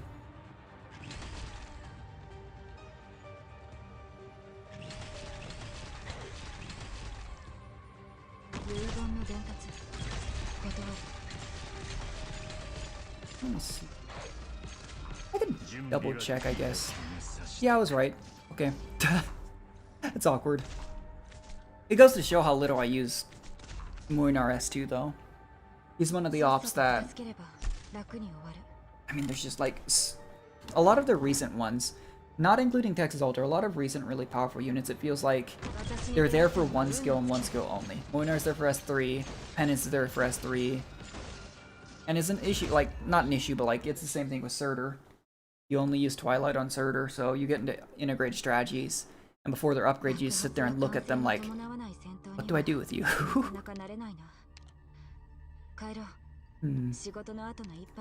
We are not getting new vouchers, which is somewhat concerning. I think Bagpipe. I was considering Myrtle, but my Bagpipe. Bagpipe S2 is actually not bad. I didn't check what fight this was. Oh, this shouldn't be an issue. To be honest, I don't really mind any of the third floor bosses. I think my preferred one to fight is probably actually the sniper, just because the sniper is really not hard to deal with even if you don't have Texas Alter. Texas Alter just deals with them by herself. But even if you don't have her, like, it's not an issue. This one's a little weird just because, like, you drop units on him and he starts spitting out all these extra units. But this is another boss, even if I don't have Texas Alter, usually, as long as Destreza is charged up or have any kind of lane holding at the end, it's not a huge issue. Definitely more annoying to do this fight without powerful enough Texas Alter, just because you can see her chip damage is not super high, but I've never had this fight be an issue. Like, I genuinely think the third floor bosses are meant to be like they're tough, but they're not meant to be run ending. I don't think we'll use Bagpipe this fight.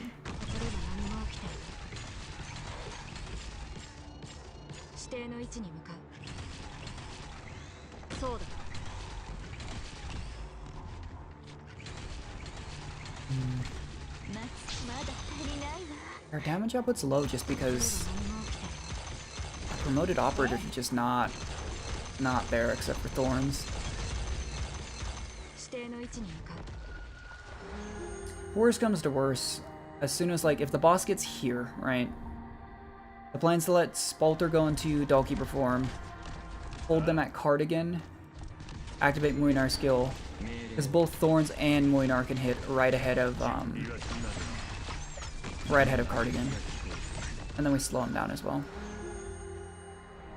Like, it looks really intimidating with how many ads this boss spits out, but it's not usually a huge issue.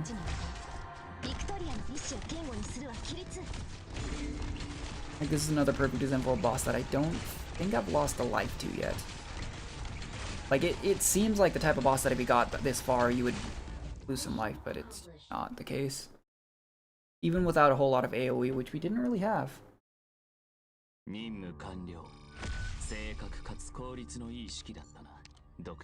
Big upgrade. Backpipe upgrade could have been good. That's pretty good. Four-leaf clover just to me doesn't feel as good. Because it's only on that one specific type of node. It's not... It's concentrate. Apparently can't re-roll it. That's fine. If that was the one we'd gotten, oh, that would have been great. That is not even an issue or being close to being an issue. That's hilarious. Oh no, my Texas is automatically going to activate her skill. If only she didn't do that anyways. It would be an issue for, like, I guess Muinar. There's a couple operators I could see it being annoying for. Skalter as well. Because, then you just randomly have Skalter nuking herself with S2 when you don't necessarily want it. Oops. Honestly, I thought Thorns would kill that.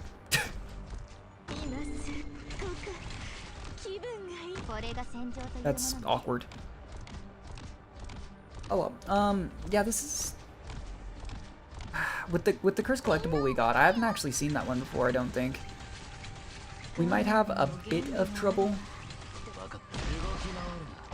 but most likely only a bit. I believe this is the version of this fight that drops Rat King here, not whatever the other thing is. What we'll probably do is we'll save enough DP to just drop Texas and Bagpipe on him.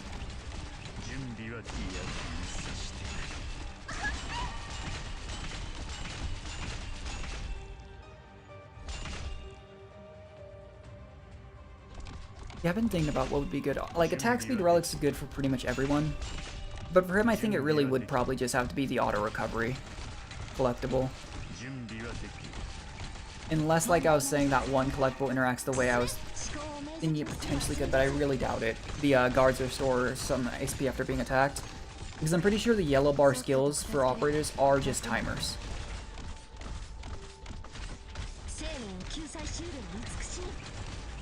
I don't think they have anything to do with, like, extending the skill. Otherwise, Texas the Omatosa.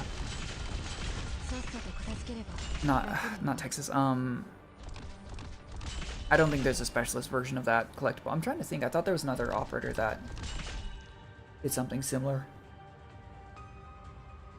But it would be really broken if you could just, like, extend his skill. Because imagine attack speed relic plus that, if that worked that way. You just have an infinite Muinar skill.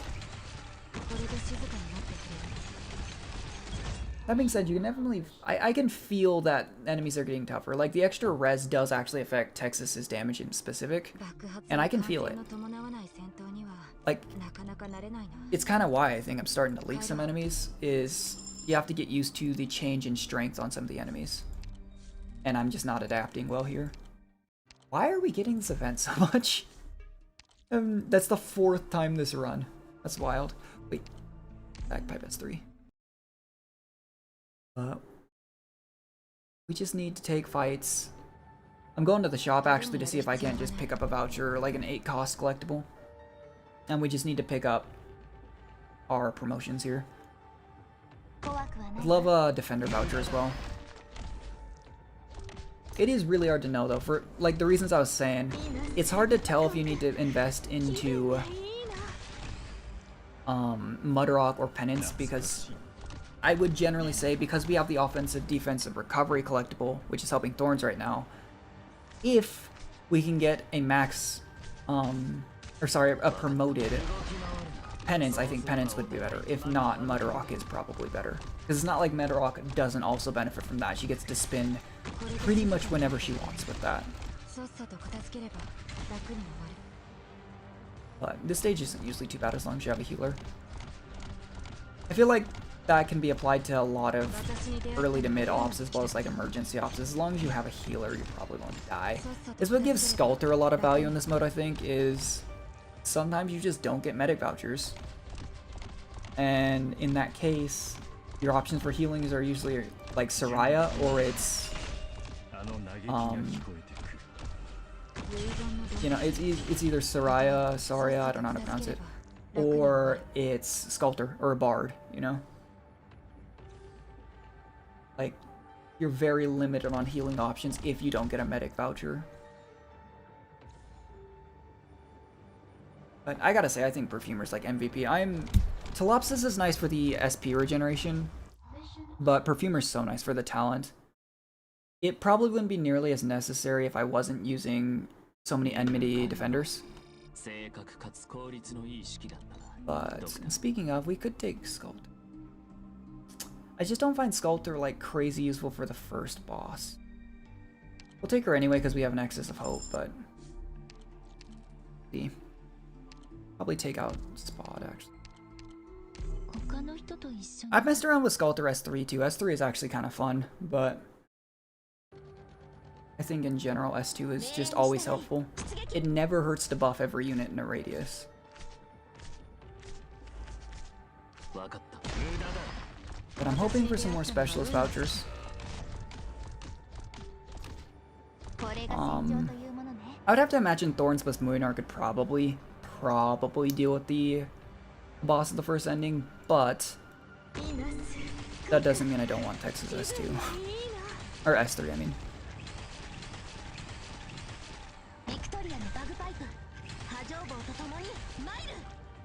Overheat the fire bombs. We could definitely use a sniper voucher as well. At this point, our anti-air is starting to hurt a little bit, so I'd take a caster too. The issue is too, I wonder if there's gonna be like defense buffs later on, the way like our current difficulty, Surging Waves 3, increases the res of enemies, because increased res already makes casters, which I was saying, not feeling felt super good in this mode. Increased res would make them feel even worse. Or increased res makes them feel even worse.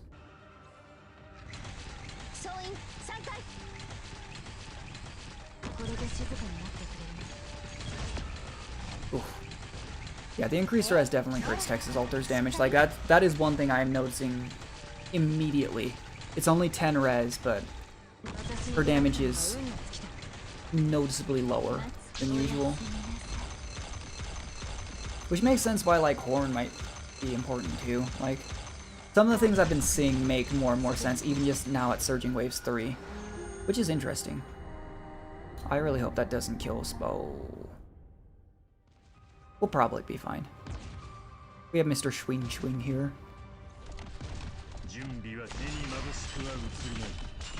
Yeah, it's fine. Okay, well.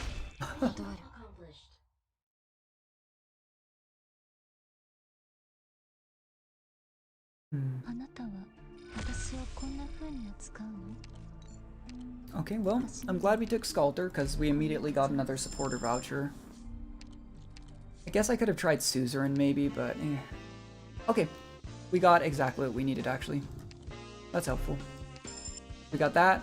We got... Ooh.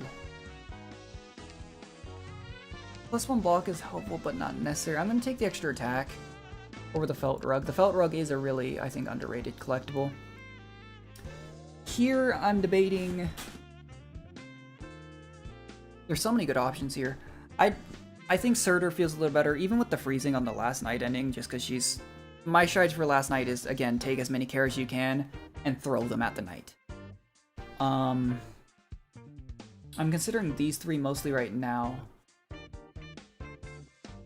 I would say Gavial's the most useful if we don't get a promotion, but with our safe house doubled rewards, I think we probably will. Let's try Irene. I don't think she'll be helpful if we don't get her promoted, but there's a decent chance we will. Minus 10% HP, that's not so bad.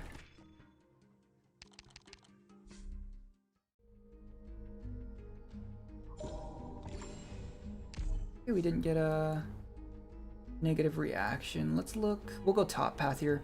We get Wonderland and a safe house. I'm taking this one. This one's actually... You get so many of those spear chuckers that it's not too bad. We have Texas the Omertosa. She'll just run in and kill everything. But it is actually kind of scary. the safe house guarantees that we should be able to... You don't always get... Like, I've had safe houses where, even with doubled rewards, I didn't get a single promotion voucher. But I would say, generally speaking, it should happen. At least one, if not two, so...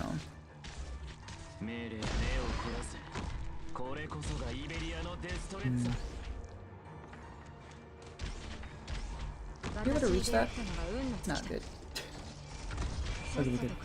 The trumpeter enemies right there actually do kind of hurt. Or here. Bagpipe here. I would say overall though, today's stream, we've had... This isn't the greatest vouchers, but like, our voucher luck today has not been bad at all. Like, considering how fast voucher luck can just destroy a run, we've been pretty fortunate.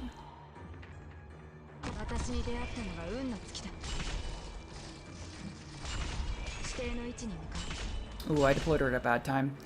I almost always try to drop her to get rid of these. I don't know if that's meant to be a trumpet, but that's what I just always assume it is.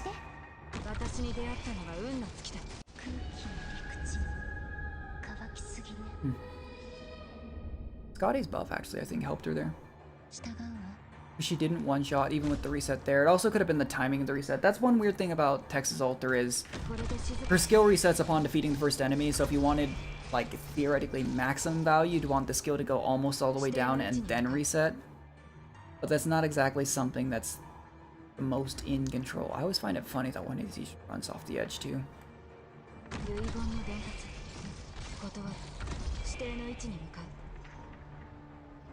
But it's been like a few weeks now and I still can't get over how nuts that unit is. Like, Texas Alter is an insane unit.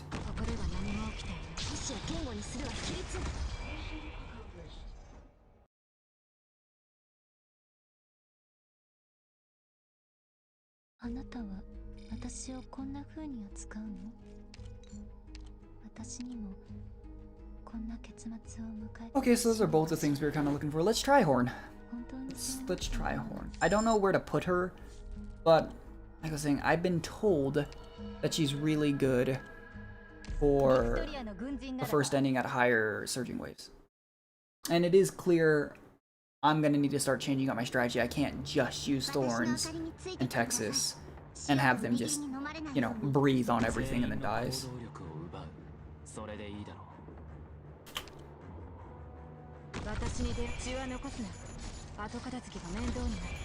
Still not exactly not working, but the one downside to using something like Bagpipe over Myrtle though is that there's not really passive DP generation, which is why I don't really plop her down as much as I would. Like, this is the point at which I would immediately put down Myrtle if I had her, but I don't. Same as last run, we could definitely use some higher deployment limit. Just like 1 or 2 before the end of the run would be nice.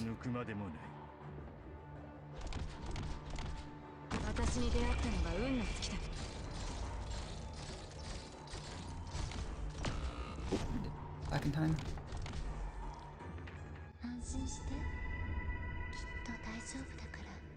But just the ability to buff, like, inspiration equal to 50%, you know, of attack and defense. She doesn't have super high stats, but buffing a unit while also providing healing is super nice. I've thought about raising... I've had Auk for a while and I haven't raised him just because I can't say I think that... He's one of those ops like Warfarin, like, for buffing skill that it's not bad. But I probably wouldn't be too focused on raising for him, to be honest.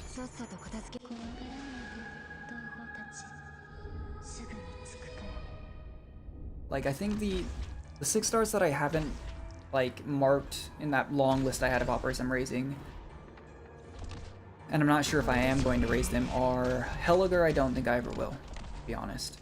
The competition regards is just so high.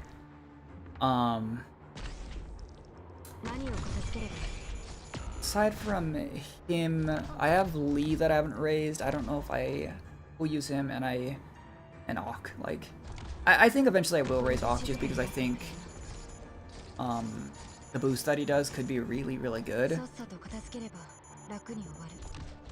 But it just, Arknights take so much resources to E2 a 6 cost unit that's why I have like 30 units marked, because I have so many units that I'd like to raise that I just don't have the resources to do right now. Right, what do we got? Yeah, there's the Irene upgrade. We didn't even need the safe house. It's kind of funny. But let's go top path. I'm not doing that. Our life is actually not looking too hot this run. When we go up, exact same one, shouldn't be an issue. Trying to remember what's different about this one on emergency off, actually, aside from just enemies being tankier.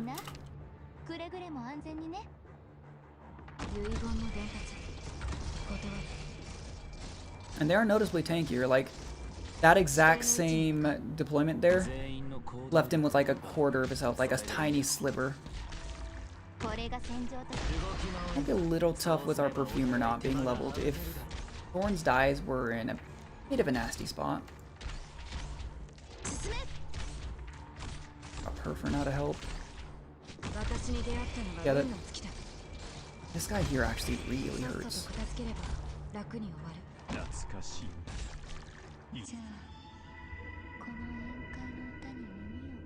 Honestly, I forgot that would drop those on Moinar immediately afterwards.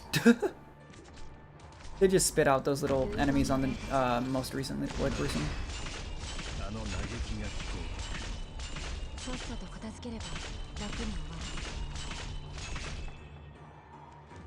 Irene, actually. I actually really like using Irene though. I don't think it's actually like the best for maybe killing bosses.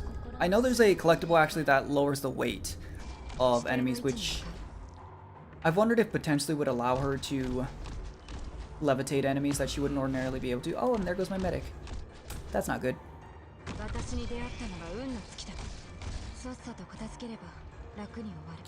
Probably okay though. I think it's late enough in the— oh my goodness. I do think it's probably late enough in this stage that we're okay, but that is good to know. We do need that medic upgrade. Yeah, these are the last 4. Again, we're not really seeing any of the free collectible enemies. It's a little disappointing because as much as I would say this run isn't like super powerful, we are strong enough that I'm pretty sure we could probably kill like the Bear Lord or the Duck Lord. Skalter always lends herself really well to that. Like the only problem with Skalter really is once her skill time's out. Especially if she doesn't proc the refresh or once the refresh runs out, she stops doing damage. That's one thing that made I felt like Project Red's module feel a little better is Project Red will always do a certain percentage of her attack as damage. Are we just gonna go full Guard Knights? At this point, don't really see why not. I could take a caster, but I'm not going to. Safe house. We didn't get that. Let's take the squad size limit. And then, can I get a promotion voucher this time? No, okay, we'll take the hope then. I don't think the light's a huge issue. Unless we get like a really detrimental person with concentration disorder here. Couple effects too. Lava, okay, yeah, that doesn't matter at all.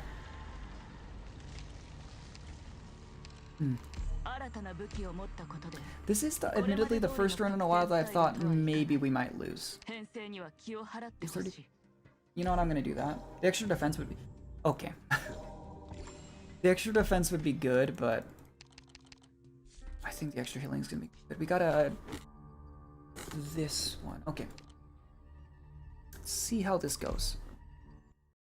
I'm not against getting an extra collectible here, assuming we don't, you know, die.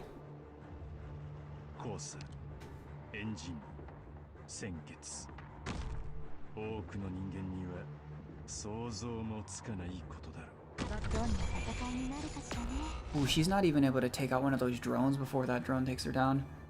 That's actually a little scary. Probably plot Moinar here though. We have like no ranged presence at all as far as the range tiles go. Pretty funny. But we have melee units that hit range. I mean, we have Thorns, we have Irene, Moinar, like, we don't necessarily need it. Kind of the same as last stage. I think as long as our medic doesn't die, we're okay. But I wanted to get down Skalter ASAP.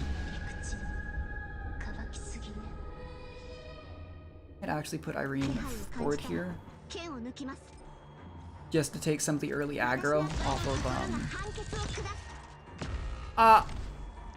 oh no.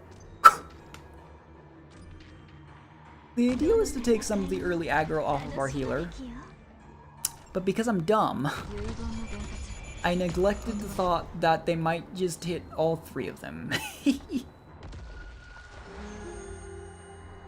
Might as well just use Irene's skill. She's gonna die immediately as soon as these guys get here, and we just need to spam deploy Texas Alter, I think, and chip these things down.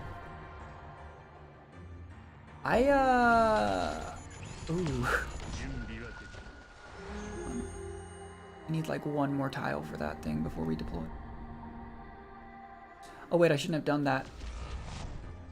If I deployed Texas Alter like right here, I don't think, I really hope those fire. Okay. If I deployed Texas Alter one tile forward, I don't think it would have hit Spalter and she might have revived.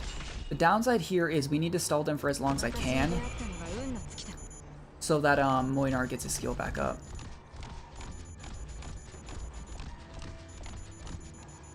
Actually, we might be okay. It's just the fact that both of my healers just ceased to exist immediately that I got kind of scared there. Yeah, we're fine. Yeah, we didn't even need a skill again. That was a little sketchy.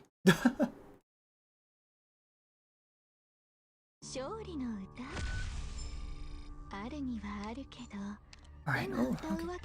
1% attack. There's our medic upgrade. Thank goodness. That was, oh, we got another emergency. Really? That's interesting. Alright, so we're hoping for specialists and defender vouchers though this floor, I think. I'm trying to remember. I think we pop out right before the final boss after Wander into Wonderland. So the remaining upgrades we get here, it actually was nice to do this, because it's cool that you can get just like a free collectible, for sure. But part of the reason Wander into Wonderland I think is so good is it's literally a, unless you die, you're going to get an extra decisive foe, and an extra couple fights and encounter nodes, and you get that fate fulfilled or whatever the free collectible is, so you're guaranteed to get some more power for basically for free. Okay, I wasn't sure they were gonna break his block count there. Maybe Irene.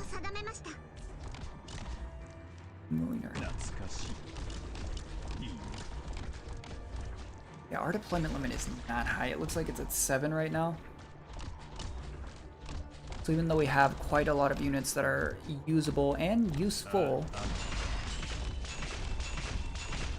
hopefully we get at least like one collectible for that.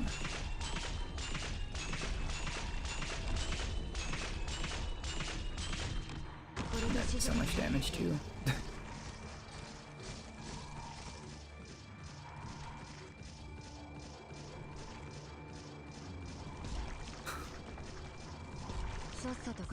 Just the contrast in damage when our skill's up versus when it's down.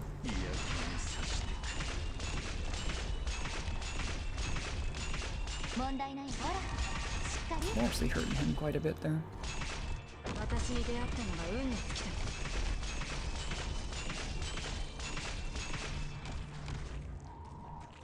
I'm gonna pop her here just to start eating the shots instead of him, because if he goes... Oh, he might still go down. Yeah, he still went down. Maybe should have used like Irene's skill or something there.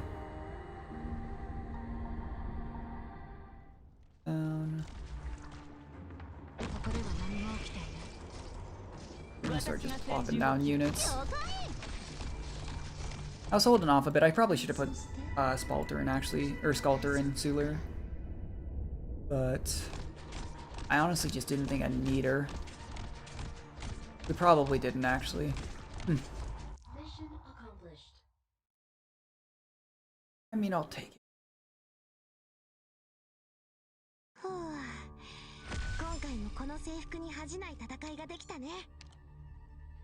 That's actually really good. 40 attack speed right after being deployed. Specialist.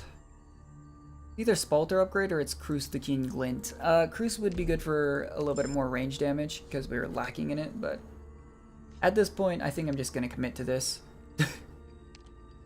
Oh, we got this enemy. This enemy actually I think I should have checked. Wait, no, I couldn't have checked because we can't see nodes. Okay, never mind. But for this particular boss, I actually think Skalter's pretty good. You can plop her right here, and she gets that extra defense, and the boss is kind of stalled a little bit.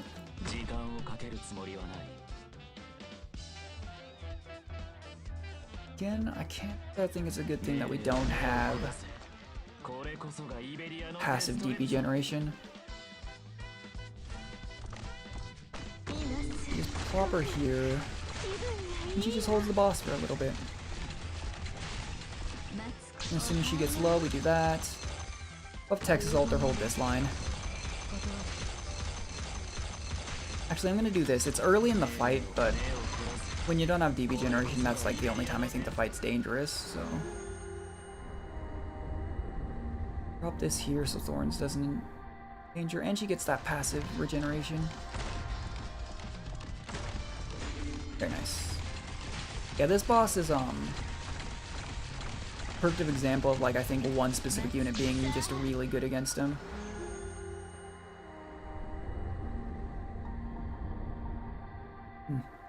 But again, you can see that extra res coming into play because I don't know if I fought this battle on stream, but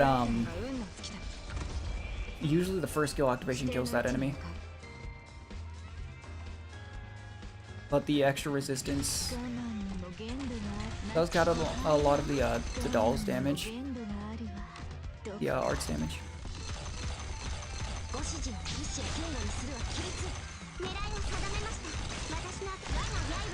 I believe the rest of the stage is just a bunch of ads coming from each side. Oh, there are these guys. Like some of the very, very few times you actually see this enemy actually in integrated strategies 3. Which is funny because they were... Oh! Oh! Okay, well... Oh, I don't know why I didn't recall.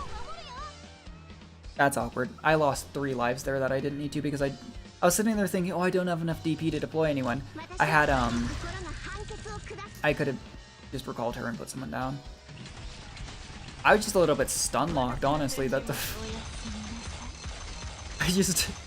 I didn't think that one-shot Thorns because he was slowed by Skalter's doll form. And then he just evaporated. Those spear enemies, though, were everywhere in IS2. It's crazy. And I think this might actually be the only stage I've seen them in. And there's only like 2 of them. Alright, we got a couple vouchers. Wow. The game just says, hey, by the way, we saw that you didn't bring any ranged ops. Good luck. You know, I'm actually thinking Exia here. Plazemka could have been good too. But I'm thinking playing off of what we have, that might be the way to go. Use Exia. Maybe I'll just use the auto. RS2 is kind of like a budget S3. Take this. The only issue is I'm trying to think of where I'm going to position because I almost think Horn and Muinar would go to the same tile. Unless I... I have a couple of ideas. I'm just going to have to figure out which one's the one that's going to work.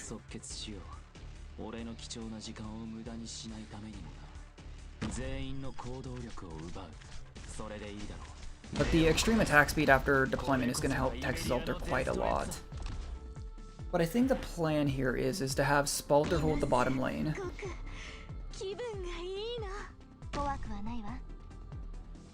And then, yeah, lack of PP generation is gonna hurt us pretty hard.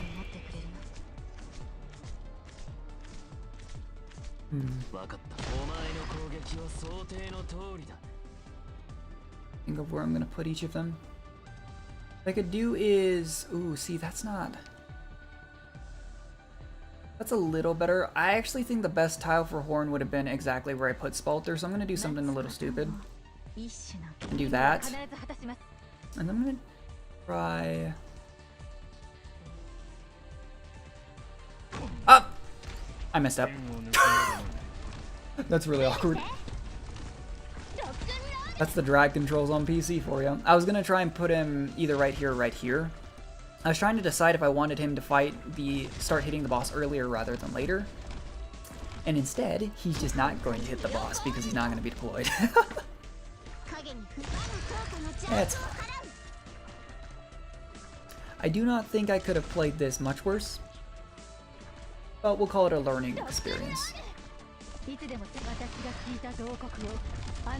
Okay, so I do need to stun the boss for Horn to hit. I should have realized that. I don't think I needed that for first phase, though.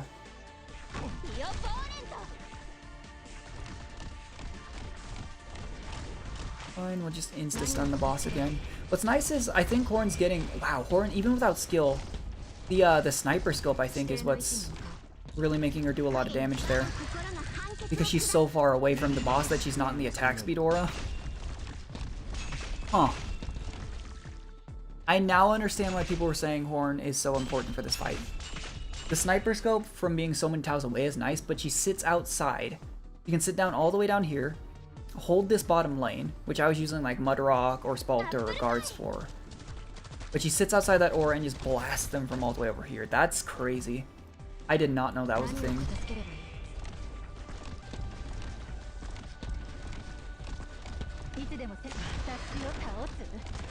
In fact, I'm not even certain that Thorns is necessary for this fight if you can do that with Horn.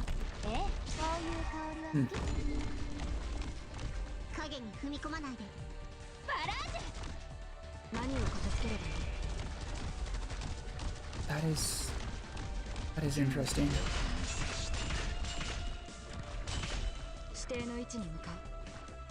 You think that's a perfect example though, as like difficulty goes up, needing to change in strategy, and different things working better or worse, because that's kind of nuts. Oh, I can't believe I haven't been using Horn this entire time. She just blasted that boss. The only downside is you do need CC, because the IS3 isn't going to hit the boss. But given that Texas Altar, I think, is the #1 most important unit for this, like I would say Texas Altar is like the #1 unit for IS3. You're probably going to have that CC on the unit anyways. Anyway guys, I'm going to go ahead and end the stream here. Sorry I was a little scattered. Like I said, I'm just a little tired, but I really wanted to stream the third ending for the first try, and I'm surprised. I'm genuinely surprised that we beat all 3 of the IS3 bosses first try, just because, again, it feels to me compared to IS2, it's less specific things you need. And you could argue like Big Sad Log was just a DPS race, but I think Lucian, the mouthpiece is also, to be fair, a little bit iffy, I guess you could argue, on like what would be a general boss killing team. But Lucian and the mouthpiece for IS2, I feel like, again, like especially the third ending, if you didn't have a global operator fast redeploy, you can't kill all the puppets on that third boss. And Lucian, you can just do like a core squad and deal with all the puppets, but it's really annoying because there's so much nervous impairment in IS2 by comparison. Which is funny because with the Seaborn, you would have thought it'd be all over here, and it's really only in a few specific stages. But I'm probably going to practice off stream. I might do a couple more surging levels off stream, but because 4 is like the big one for the medal, and it's, I mean, actually kind of crazy that it's extra hope, maybe we'll do it on stream. I'd like to experiment with some more strategies. That's mostly what I've been doing off stream while I've been filling up the bank, actually, for the investment system. But we'll definitely get at least a few more streams of IS3, and then after that, maybe we'll just do like monthly squads, and I'll keep thinking about what else I can stream as well, because right now it'll probably just be 1 or 2 streams on the weekends, like Friday, Saturday, Sunday. But once I can get a better schedule figured out and find something that I'd like to stream a little more consistently, maybe it'll be a little bit more often. But anyways, thanks for everyone who stopped by and watched the VOD as always. And I will catch you guys next time. Bye.